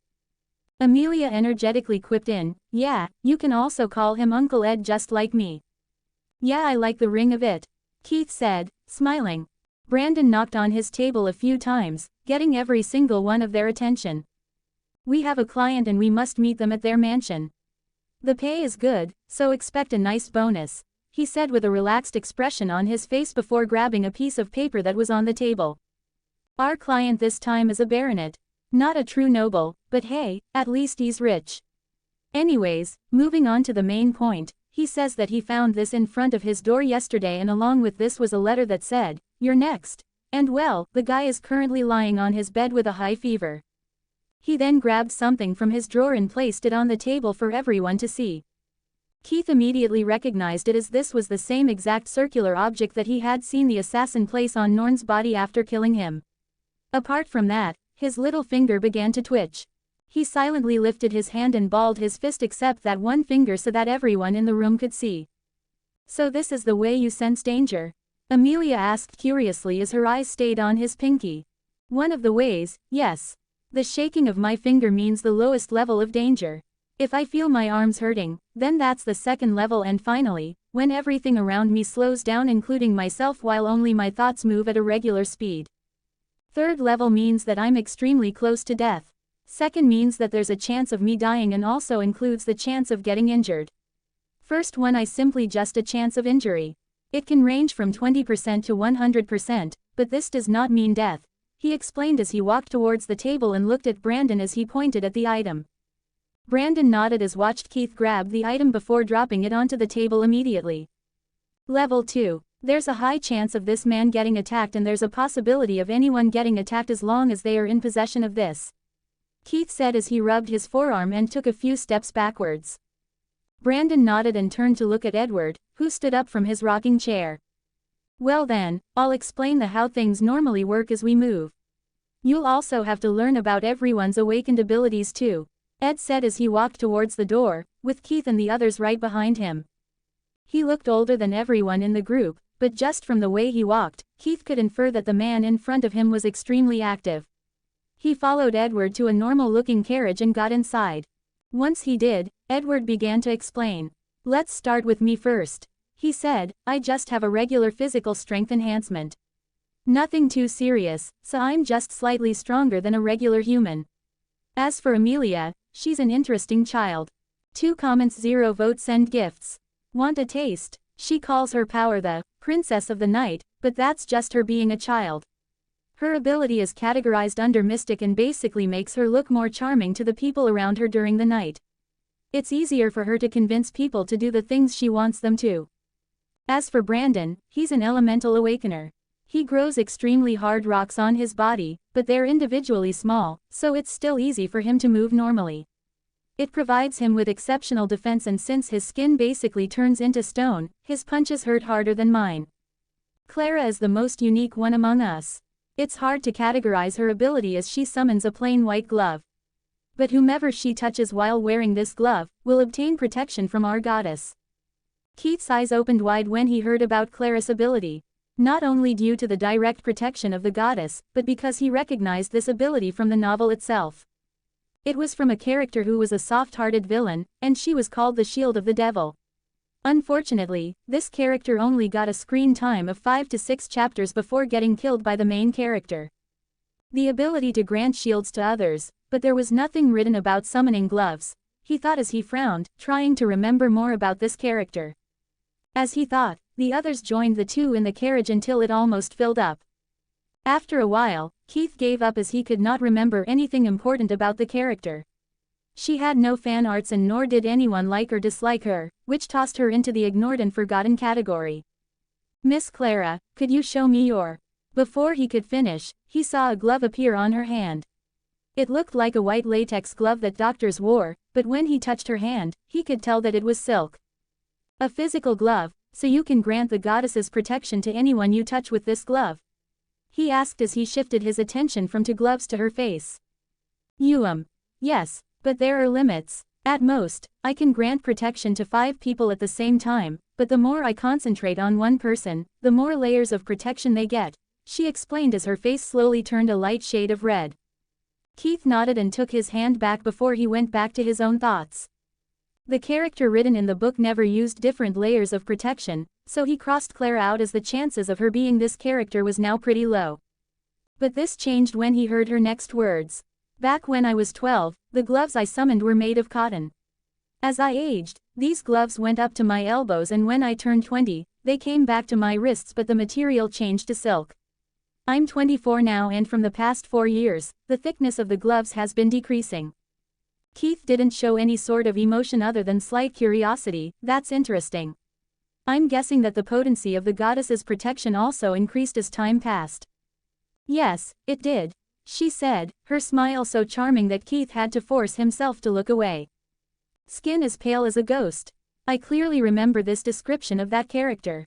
Maybe it's not the skin but a very thin layer of silk that covered her entire body. The possibility is high as she was killed by the main character more than a decade from now. While he was trying to recall the events from the novel, Amelia and Brandon had their eyes on him but with different expressions on their faces. Why aren't you nervous? And why are you flirting with Clara? Amelia asked, prompting Keith to raise one of his eyebrows. Who's flirting with who? I'm just curious about her powers, that's all, he said, but Brandon laughed as he slapped his left knee thrice while doing so. He then looked at Amelia and smirked, "You're jealous that he's not paying you any attention, am I right?" Hearing this, Amelia glared at him and her expression changed slightly as she smiled, "Well, maybe I am. After all, it's easier to like someone who doesn't ask me out of the first day I join. And damn, you were persistent." She then shook her head like she was dealing with a child. Keith, not knowing what to do, looked at Edward, who was silently smiling while watching the drama unfold. Seeing the oldest in the team like this, Keith decided to not interfere and simply enjoy the entertainment. "Ha, you clearly used your charming ability to get into my head. I can create rocks on my body to protect myself from physical attacks but not magic spells from evil witches like you," he countered back before pointing at Keith. "Also, it's clear that he's flirting with Clara because he found out that you're an evil witch the moment he saw you. TCH, who would even want to be with black-hearted vixen like you?" Ha! Keith saw Brandon sigh exaggeratedly and didn't know what to say. He simply wanted to enjoy the show, but now he was dragged into the center of the battlefield. The carriage was small, but Amelia was a slender lady. She lifted her leg and stomped the area between Brandon's legs. Her lips curled into an arrogant smile, while Brandon scoffed back with a knowing smile. "I'm used to your tricks by now." It was clear that Brandon had used his stone skin to protect his jewels, but unfortunately for Keith, Amelia shifted her targets when she found out that her tricks were ineffective against Brandon. "My dear newcomer, tell me why you were flirting with Clara. If you don't," she said warningly and glanced down at his crotch area before licking her lips with a mischievous glint in her eyes. Keith couldn't help himself and instinctively blurted out, "If you really wish to have a taste that desperately, just tell me directly." 2 comments 0 votes send gifts. The grand piano. You. What? Amelia said as she was caught off guard and didn't know how to respond. It was not just her, but everyone in the carriage as they stared at Keith like he had been possessed. The first one to break the silence was Brandon as he couldn't stop himself from snickering, which then turned into a loud laughter. "Ah ha ha, oh goddess of protection, I love this lad, ha ha ha ha ha ha ha," he exclaimed before he began to cough. Keith looked at the people around him innocently like he had never said something questionable. Did I do something wrong? Unfortunately for him, even he had a limit to how much he could control his facial expressions. On top of that, Brandon's laughter was too contagious, especially for Keith. The moment he finished his question, a smile popped up on his face, which gave Amelia the feeling that he was mocking her. She glared at him as she balled her fist, and just as she was about to punch his eggs, Clara grabbed her by her arm and shook her head. "You're making a very bad first impression." "But Clara, he's the one who started it," she complained as she looped her hand around Clarice and leaned against her. "Not really," Clara rebutted before she began to reprimand her junior. "You were the one who started attacking Brandon's, attacking him. When you don't act like a lady, you shouldn't expect them to act like gentlemen either." Amelia then make a cute face, but Clara shut her down before she could do what she wanted to. "No, won't work against me. If you act out more, then I won't give you my protection." "TCH, fine," she said as she let go of Clara's arm, but Clara didn't stop there. "Don't you think that you must apologize?" "But," Amelia began, and when she saw Clara's expression, she backed down and looked at Keith with fire in her eyes. "I am sorry." Keith nodded. "Okay, don't worry about it. Just don't do it in the future. I value them a lot and I don't have stone skin like our head detective. Also, I apologize for my remarks too." I blurted them out without thinking. Amelia blinked twice and paused for a second before nodding. "Okay, I won't hit you." "Good, 'cause I believe in equality. If you hit me there, I'll hit you there too," Keith said with a face so straight that it shocked the team once again. Edward looked at Brandon and commented, "The coming days are going to be fun, aren't they?" "Of course. I thought that this kid was a boring guy, but this is shocking." "Sir Brandon, I'm just saying that I stand for equality." Brandon waved his hand nonchalantly. Yeah. Only monkeys will believe your words. Say, do you want to visit the Maiden's pub with me tonight?" Keith stared at the muscular guy in front of him and shook his head. "Sorry, but I don't swing that way. I prefer women." This time, Amelia didn't let go of the chance and laughed so loud and for so long that everything Brandon said got drowned by her voice. Unfortunately for him, they had reached their destination before he could clear things up. Agitated, He rushed out of the carriage while Amelia followed behind him with a bright smile on her face like she had accomplished a great thing just now. Keith, on the other hand, got off the carriage with mixed thoughts. I should have controlled my damn mouth. But I guess it's fine to relax when I'm around these guys. They don't seem too bad after all, and there's a limit to where I can go by being alone. I'll keep my important secrets to myself, but I'll chill around them. As he made his decisions, he followed behind his team as they walked towards a decent-sized duplex house which was at least 4 times larger than his sister's house. Along with that, there was empty area surrounding the mansion on all sides. So baronets have such wealth, huh? He thought as he stopped in front of the door while Brandon knocked on it. The group waited for a few seconds until a young man in a suit opened the door. Brandon showed him his church's ring and the man lifted his hand until it was parallel to the ground, motioning them to enter. As Keith walked in, he leaned towards Amelia, who was the only one beside him, and asked, "Am I expected to learn about their etiquette and stuff? Because I don't know a thing about any of those. It'll help you a lot if you learn, but hey, we're a team and you got me so you don't have to worry," she said with a confident look on her face. Keith nodded and straightened himself as he considered the possibility of learning etiquette. If I learn, then like she said, I'll be able to mingle well with the high circles. And getting accepted by the nobles will help me in the long run too. It's slightly annoying, but there's nothing bad that'll happen from learning etiquette. By the time he made his decision, they had reached a large room that was adorned with multiple framed paintings and pieces of calligraphy. There were also some nice-looking statues, but the one that caught Keith's eye was the grand piano. Just one look at the black and white keys brought back a wave of nostalgia from his teens and early 20s. He wasn't exactly a grand piano player, but he did play the electric piano, which technically was different. Clara and Edward noticed this as Keith had stared at the piano for a bit too long. And they weren't the only ones who did, as Keith heard a raspy voice while he was still staring at the piano. It would appear that one from amongst you fancies my piano performance. If it pleases you, I would be most thrilled to perform a piece for your entertainment. 1 comments, 0 votes, send gifts. Baronet Clangson. Oh, no, it's all right. I was just lost in thought and I feel like it's better if we just do the thing we came here for. Keith said, rejecting the baronet. The baronet was a slender man just like Keith, but for some reason he looked healthier. Baronet was a title given to the people who contribute to the empire financially or through other means and was temporary as it only lasted for 2 generations.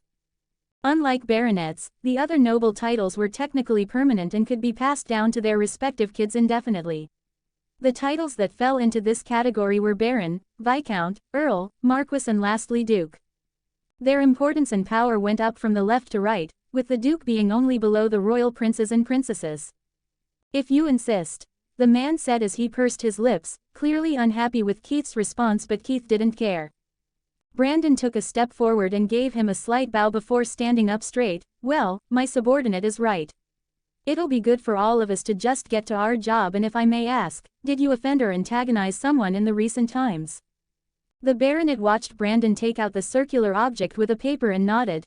I was actually just minding my own business, but while I was trying to buy something that caught my eye in the black market, someone tried to bid against me for it. But they obviously didn't expect me to be a baronet with immense wealth, so I easily won the item. Ho ho ho ho ho. Seeing the guy pleased with himself when his life was on the line, Keith really was lost for words. Luckily for him, he didn't have to do the talking as Brandon took care of most of it. After talking to the wannabe noble for a while, Brandon turned around and focused on Keith. Keith, follow me. Others, stay close to Sir Clangson. Keith nodded and followed behind Brandon and the butler, who guided them out of the living room, to the study room of Clangson. He then pointed at a brush stand that looked like a mini human skull that had a hole on the top. Brandon silently walked towards it and glanced at Keith, who gave him a slight nod and grabbed it. The instant he did, he felt like his arm had turned into stone. 1 second he felt intense pain and the other, he was unable to even feel his arm. He let go and immediately sat down on the floor to calm down his racing heart, which took a few minutes. Once he calmed down, he grabbed random things in the room and didn't feel anything serious other than slight twitching of his finger once or twice. Sir Clangson likes to collect unique items, the butler commented when he saw Keith examining various items in the room. Well, understandable I guess, he said as he was actually impressed by the collections. Most of them were precious stones, with some that looked like stones that had ancient text written on them, which could easily just turn out to be random scratches or could have been forged. Once he was done examining the whole room, he turned to Brandon. "It's just that skull. Everything else in this room is fine." "Okay," Brandon replied as he grabbed the paint brushes from the skull and placed them on the table before taking the skull with him. "Let's go meet up with the others."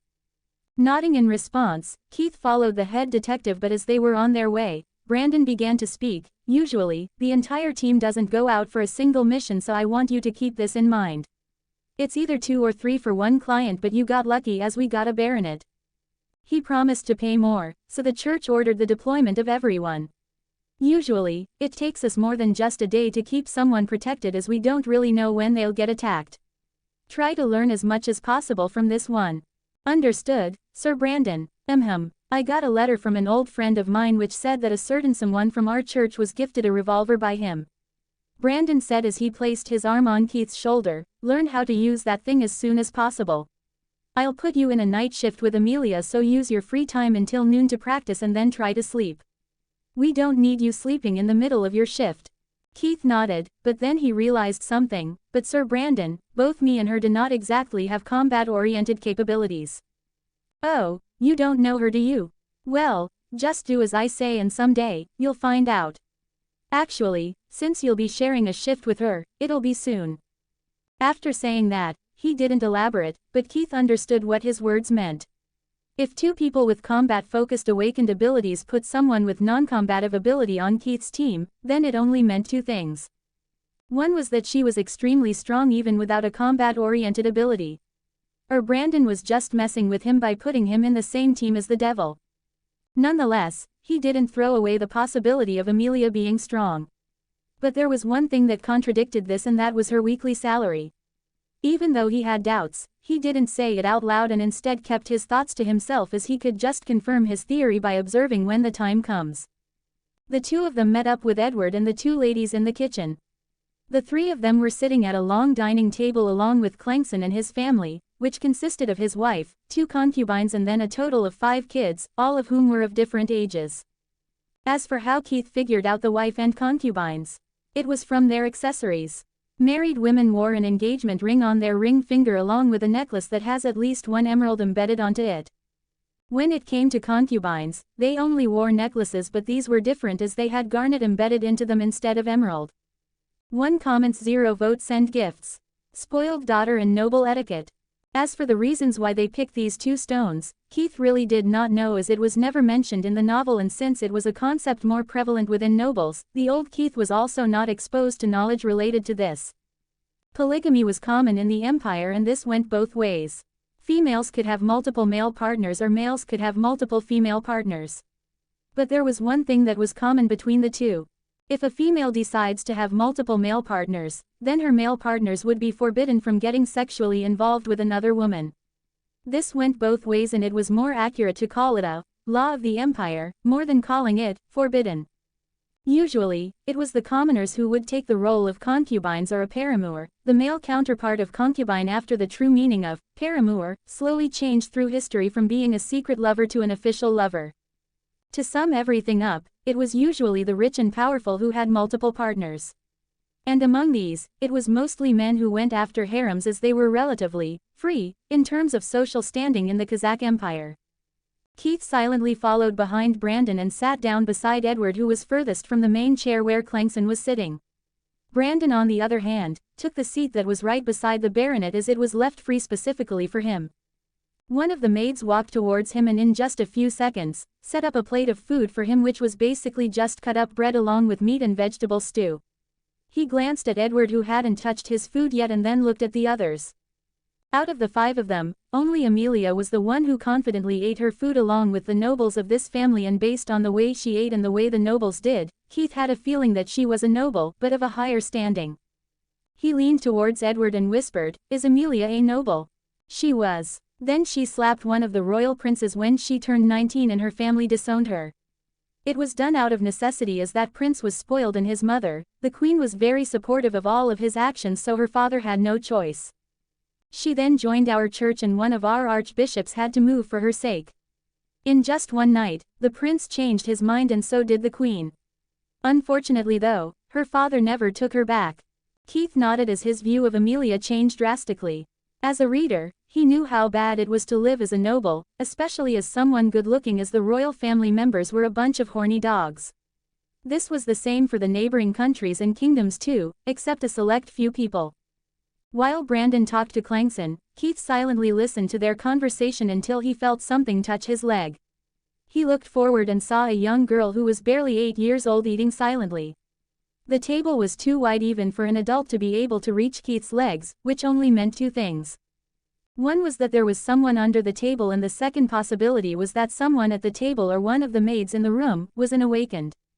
Just as he was thinking, he heard a high-pitched yelp from his right and turned to look at Amelia, who had jumped up from her chair while the chair itself flew backwards from the force. She then lifted the white cloth that was used to cover the table and looked under it, only to find nothing. "Brandon, I felt someone touch my leg," she said, frowning deeply as she looked at every single person at the table. Clangson sighed when he heard her words and looked at his eldest daughter, Maria, out of the room. "But father," "I said out of the room, darling," the baronet said with a smile on his face which shut his daughter up in an instant.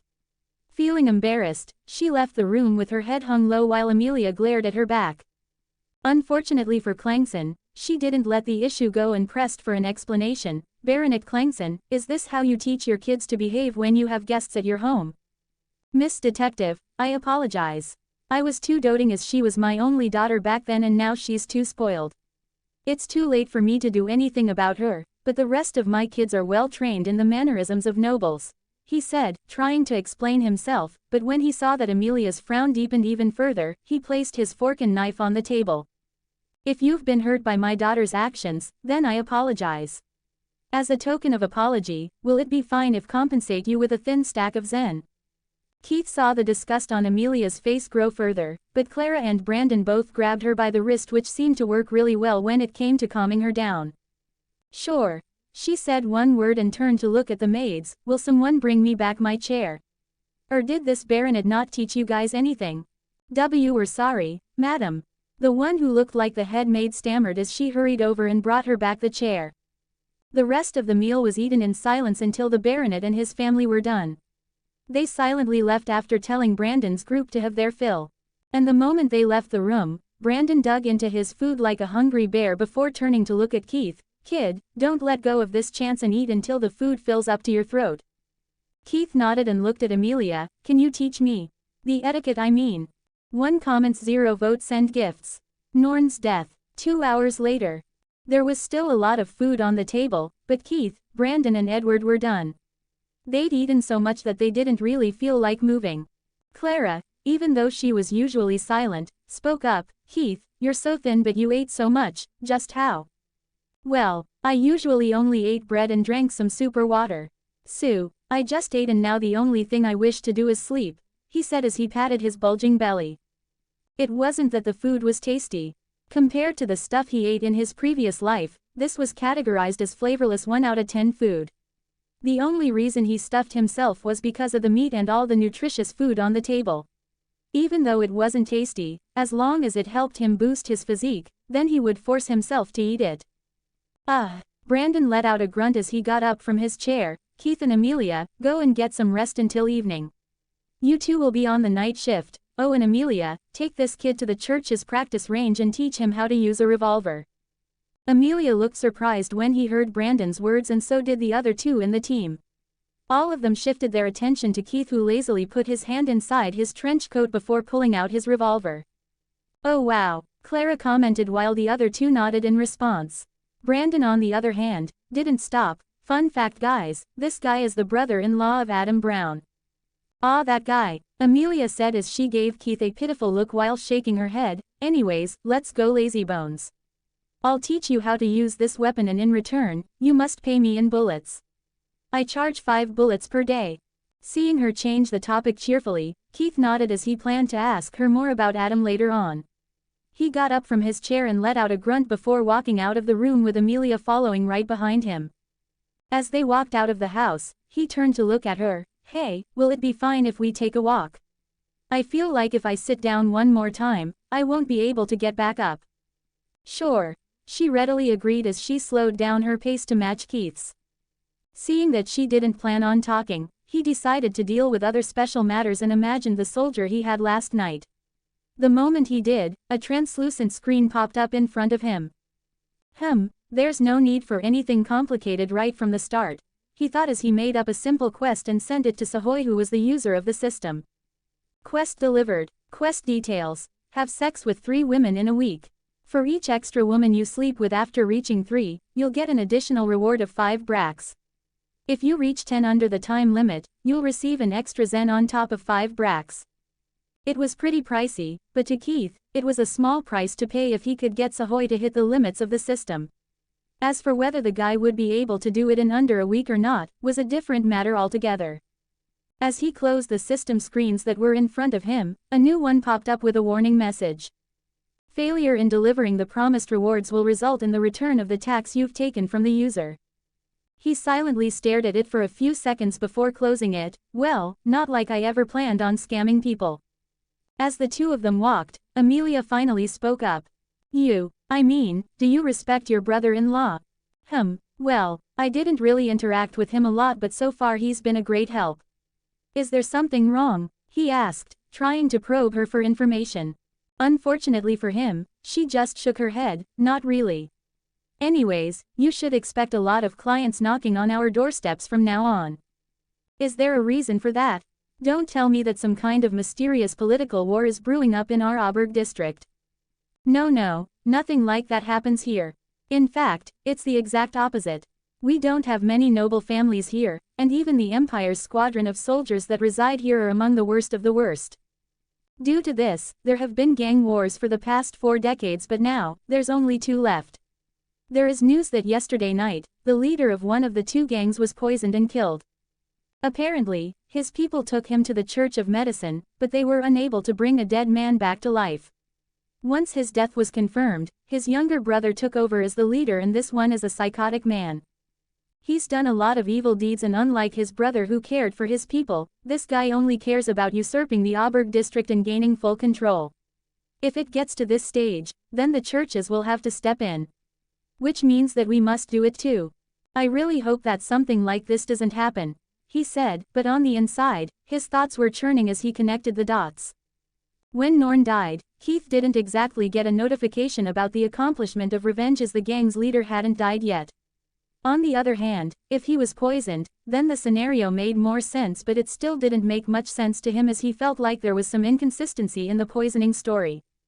If the gang leader was actually poisoned and didn't die before Norn's death, then there was no way I'd be able to feel the increase in potency of my system gotcha wheel. And if he died before Norn, then I should have gotten the notification of the revenge being successful, he thought as a crease formed on his forehead. That only leaves one possibility. The gang leader must have died the same exact moment that Norn did, but this is just the probability is extremely low unless. 2 comments 0 votes send gifts. Shooting practice. That only leaves one possibility. The gang leader must have died the same exact moment that Norn did, but this is just the probability is extremely low unless Norn met Silver Thread, he thought as he recalled a secretive character from the novel who managed to stay alive until the end of the novel. It's better to not get involved with Silver for now. He's a scary psycho, he mentally reminded himself. The 2 of them continued to walk, but Keith began to pant, even though it was very slight panting. Amelia, on the other hand, seemed completely fine as she cheerfully walked forward. It took them a total of 1 hour to reach the church, and Amelia confidently strode over to the right and entered the building through a staff-only door, while Keith silently followed behind her. The 2 of them walked along the corridors until they reached a staircase which went down. As he climbed down, he voices out his thoughts. Underground, is this some kind of secretive thing? While he did know about the churches, the novel never talked about the internal structure of the churches, as most of the conflicts and fights happened in the outside world. It's not exactly secretive, but only official members of the church can enter, she said, and pointed at the ring she was wearing. This one is only given to official members, and if you don't have one, you won't be able to open the door that we walked in from. Interesting and impressive, he commented as he got off the stairs and entered another corridor. Unlike the one above, this corridor was 3 times as wide. At both ends of the corridor were 2 doors each, and in front of him, where the corridor ended, was another door.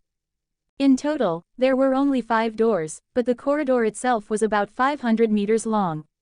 As they walked, Amelia began to explain. She pointed at the first 2 doors that were parallel to each other while on the opposite sides. The left one here is the library, so if you're free and wish to read stuff, then you can come here. The one on the right is a training room. Brandon and Edward use this one a lot. Then she continued walking forward until she reached the other set of parallel doors. This one is the artifact storage area, but it's mostly empty. Even staffs like us are not allowed to enter, but Brandon can as he's the head detective, she said as she pointed at the left door. And she walked towards the door on the right and opened it before walking in. And welcome to the shooting range, woo. Now give me 5 bullets, or 5 bracks. Keith nodded as he inwardly sighed and took out the small wooden box that his sister had given him. He opened the lid and saw the bullets neatly stacked. In total, there were 30 bullets with 5 rows and 6 columns. He took 5 bullets out and gave them to Amelia before grabbing 5 for himself. He then grabbed his revolver from inside his trench coat and pushed the ammo barrel out so he could load it. The revolver he had was smaller than regular revolvers issued by the Empire or the other churches. It had a slightly shorter barrel and could only hold 5 bullets in its cylinder, but this was enough for Keith. The shooting range was pretty large, but there were a lot of things missing such as earmuffs and gloves. Luckily, the most necessary item was available, which was the target boards. He quickly loaded his gun and took aim as Amelia watched. After aligning the front and rear sights, he pulled the trigger. The bullet hit the target board, but it wasn't on the bullseye. Wow, you're a natural at this. Did the guy who sold you this weapon teach you how to use it? Even though this was not the case, Keith nodded, I guess. After saying that, he gave his pistol to Amelia. Let's swap for a bit. I want to try out a manual one. Wait, what? Manual? No, wait. Don't tell me, this revolver is the famed double-action revolver. She yelped as she excitedly asked him, and seeing her like this, made him smile a little. Yeah, so, do you want to swap or not? Of course, she said without any hesitation and took his gun before giving her own weapon to him. While she excitedly skipped over to the right end of the room, Keith popped open the bullet barrel and saw 5 chambers filled while one was kept empty. He then popped the cylinder back in and got into position. He aimed at the target and used his thumb to pull the hammer that was at the back of the gun. He had expected it to be easy, but reality hit him hard as he was unable to pull it back completely with just his thumb. Just how weak am I? Fucking hell. Feeling slightly depressed, he stared at the gun for a few seconds before using his left hand's entire strength to pull back the hammer instead of just his thumb. This time he didn't feel too much resistance. Yeah, maybe I just need some getting used to, he thought and aimed at his target one more time before shooting. Bang! The bullet left the barrel while his hand flew diagonally backwards due to the recoil. Oh God, he muttered as he popped open the cylinder once again and noticed that the thickness of these bullets was slightly more than the ones he had brought with him. Ah, makes sense now. A second ago, he felt a bit too much recoil compared to his own gun, and the difference in the size of the bullet made sense. If I learn how to use this, then using mine will be way easier. Just like Dad said when I was young, learn how to drive an old squeaky car and you'll be able to drive almost every normal car in the future. 1 comments, 0 votes, send gifts. Stocking up. Keith happily used up all the bullets and walked over to Amelia so he could exchange his bullets for hers. Oh, okay, she said and took out a small piece of paper which looked similar to the newspaper token that Keith had bought earlier in the day. Take this to the room that's at the end of the corridor. There'll be an old guy there and all you have to do is give this to him. She said, looked at the gun she was holding. You know, this thing barely has any recoil and that's what makes these bullets so valuable. Keith gave her a confused look, and she immediately gave him an explanation. Adam is well known in the noble circles and churches.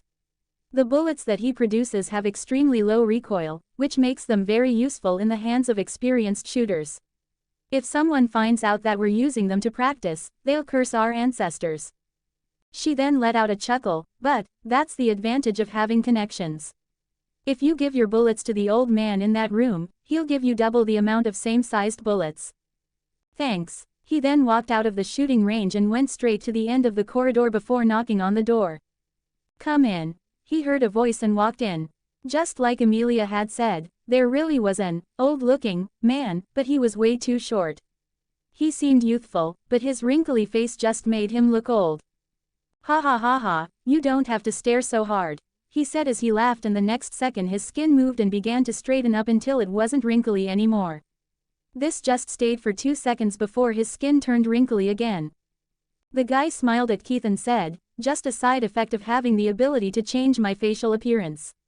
Anyways, I heard that young lass a few minutes ago, so maybe you're here to get some bullets." "Yes, great, I assume that you're using a flintlock." Keith shook his head. "No, a revolver.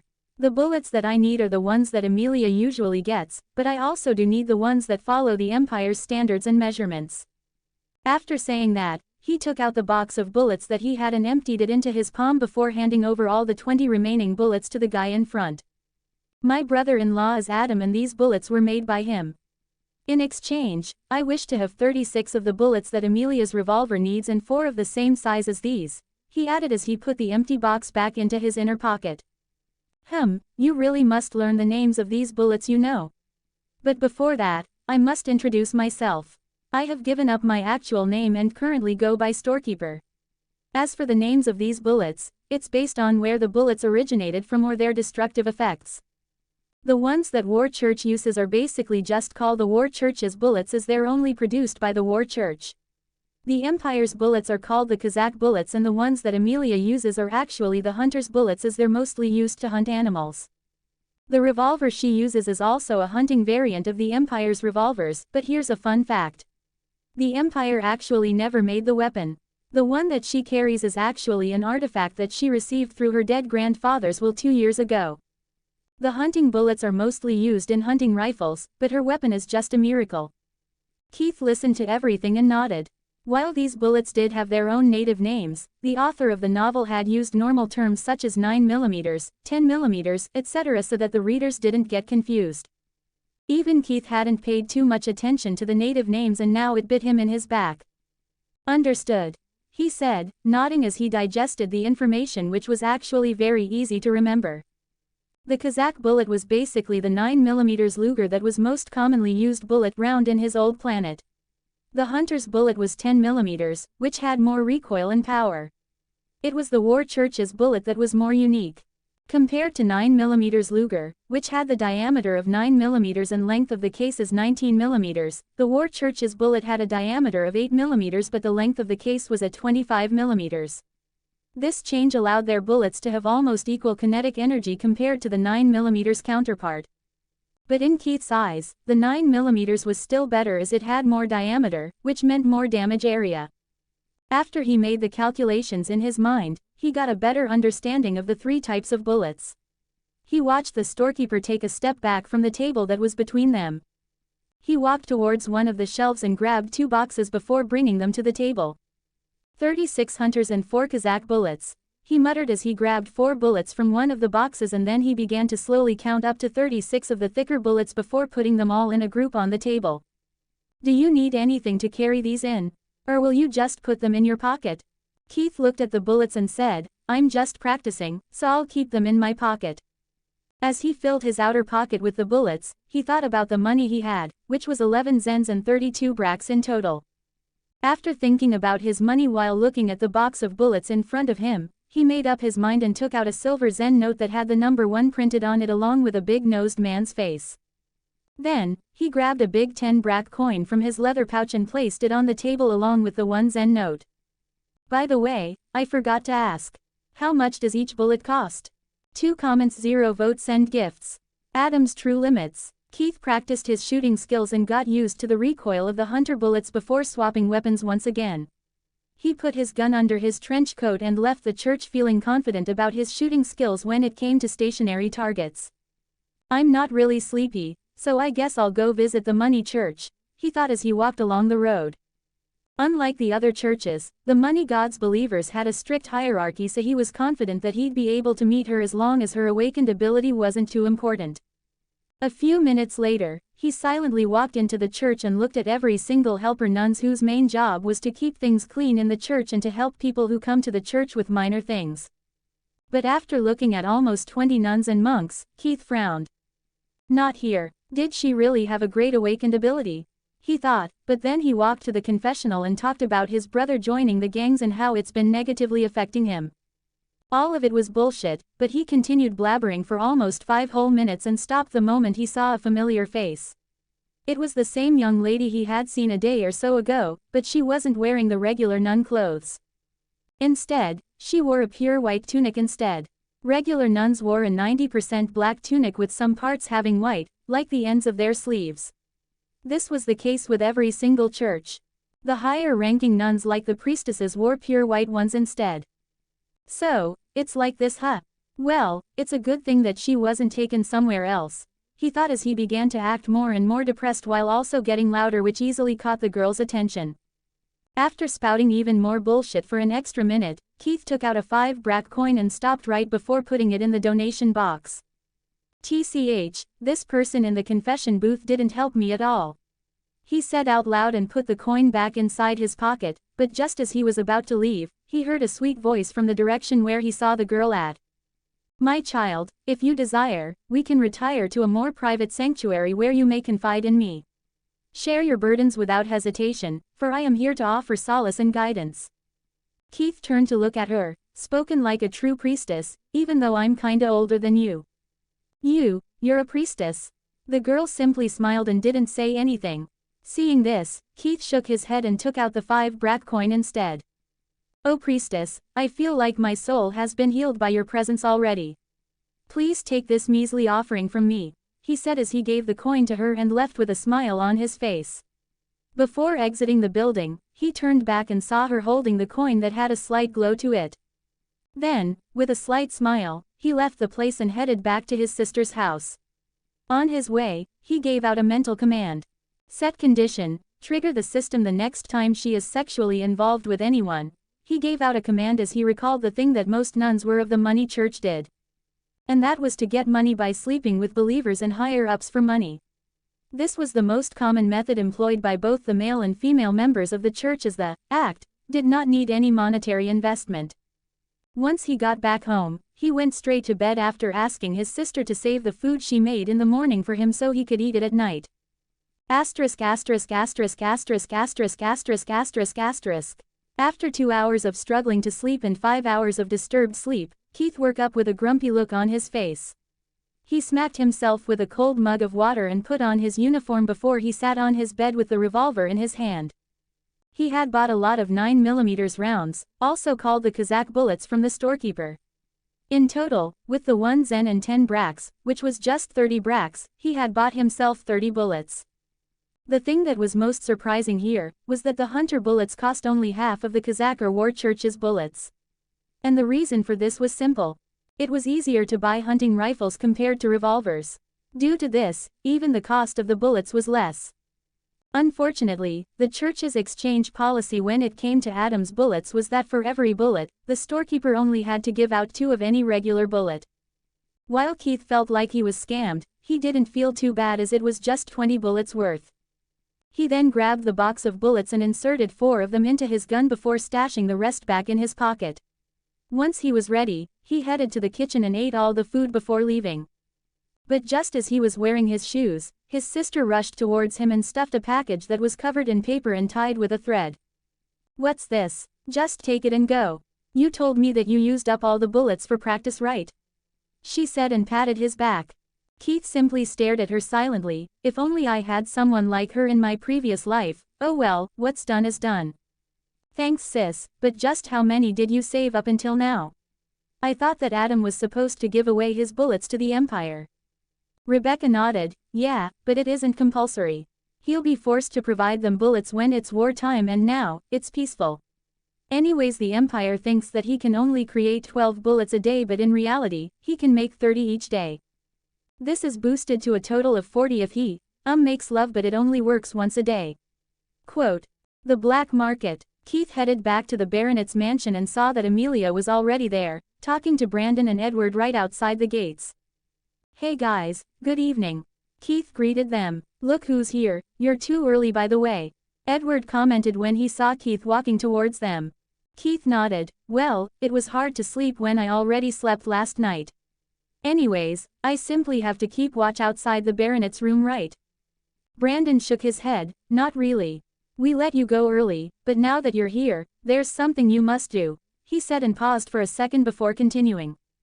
Well, the only thing you checked was Clankson's study room, so your job now is to look at every single room in the mansion and report to your senior, who in this case, is Amelia.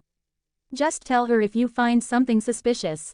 Understood, Keith said without thinking too much of it and looked at Amelia who was grinning from ear to ear. Wait, I forgot that you were the junior until I got hired. The target hit the bullseye as Amelia's expression warped to that of fury, but she didn't say anything lest he counter her with another lewd comment. Instead, she directed her frustration at Brandon. Can't we just transfer him to some other district? This kid is too disrespectful. Edward chuckled while Brandon laughed loudly. You do know that he's a year older than you, right? It's fine, Keith interrupted before the two guys in front of him angered the girl too much. He had to spend the rest of the night shift with her as his boss and he didn't want an uncooperative partner. When it comes to work, age doesn't matter. Isn't that right, Sir Edward? You're right, Edward sighed, the playfulness in his voice gone as he looked at Keith with a serious look on his face. We must learn when to act professional and when to act like friends. He then patted Keith's shoulder before leaving and Brandon followed behind him as he stretched his back, letting out a satisfied grunt while doing so. Keith turned to look at Amelia and a playful smile popped up on his face. Senior Amelia, I hope you can teach me a lot of things tonight. Why you? Stop making things sound so suspicious. Ha ha ha ha ha, sorry, he said as he walked in, thinking about Clankson and the words he had said in the morning. A slight frown formed on his face as he recalled the information. He has connection to the black market, so I'll have to try to get some information from him. Once I do, I can give Adam a system and sell the bullets at the black market. He silently walked inside and began to scour through the entire mansion with a maid as a guide while Amelia stayed with Clankson. It took him more than 5 hours to check every single room, but once he did, he let out a sigh. He looked at the butler who was standing in front of him and said, Tell the oldest daughter of Sir Clankson to meet us in the living room. There are quite a few things that I must ask her. Keith's gaze shifted to the maid who had been guiding him until now. As for you, just bring the item that you have. Once you're done, you're free to leave. Thank you, Detective. Keith. Yes, thank you, Detective Keith. Keith simply nodded and headed towards the living room where Amelia and Clankson were at. Once he got close, he heard a terrible sound coming out of the room and from the notes that were being played, it was obvious that someone was playing the piano. With an annoyed look on his face, he walked in and saw Amelia sitting in front of the piano with an extremely focused gaze. Keith clapped twice and the two claps echoed in the room, which prompted the two of them to look in his direction. I have news, but it's not exactly good. Just blurt it out, please. I was trying to learn this thing. Keith glanced at the piano and sighed, maybe it'll be better to learn somewhere else. If you continue, my ears are going to bleed. Before Amelia could say anything to counter him, he continued, anyways. Sir Clankson, I feel like your daughter might be in danger. Almost every single thing in her room gave me urge to leave the room. There's also one object that's on the same level as the skull that we saw in the study room, he said as his gaze shifted to Amelia. Clankson thought about Keith's words for a second before speaking. My daughter attends a lot of parties hosted by the other baronets. Maybe it's from them. That's possible, but there could also be other reasons. Amelia said as she got off her chair and walked towards the tea table where the maid had just placed a small fountain pen. She picked it up and looked at Keith. Is this the one? He nodded in response and looked at Clankson. By the way, this black market. What kind of place is it? And how do you get an entry? It's just a regular market but some illegal things are sold there. There's also a lot of stolen items sold for cheap. As for getting an entry, this is not really a secret society kind of thing. It's available to the public as long as you know where to go. You simply have go to that theater that's behind the God of Money's church and as long as you have enough money, or something valuable, they'll let you in. Just make sure that you're wearing a plain clay mask that's painted white. Keith nodded as he began to make his plans. There was no need for him to wait for too long if he wanted to visit the black market. I'll just go see how things work there and start my business once I get Adam's awakened ability.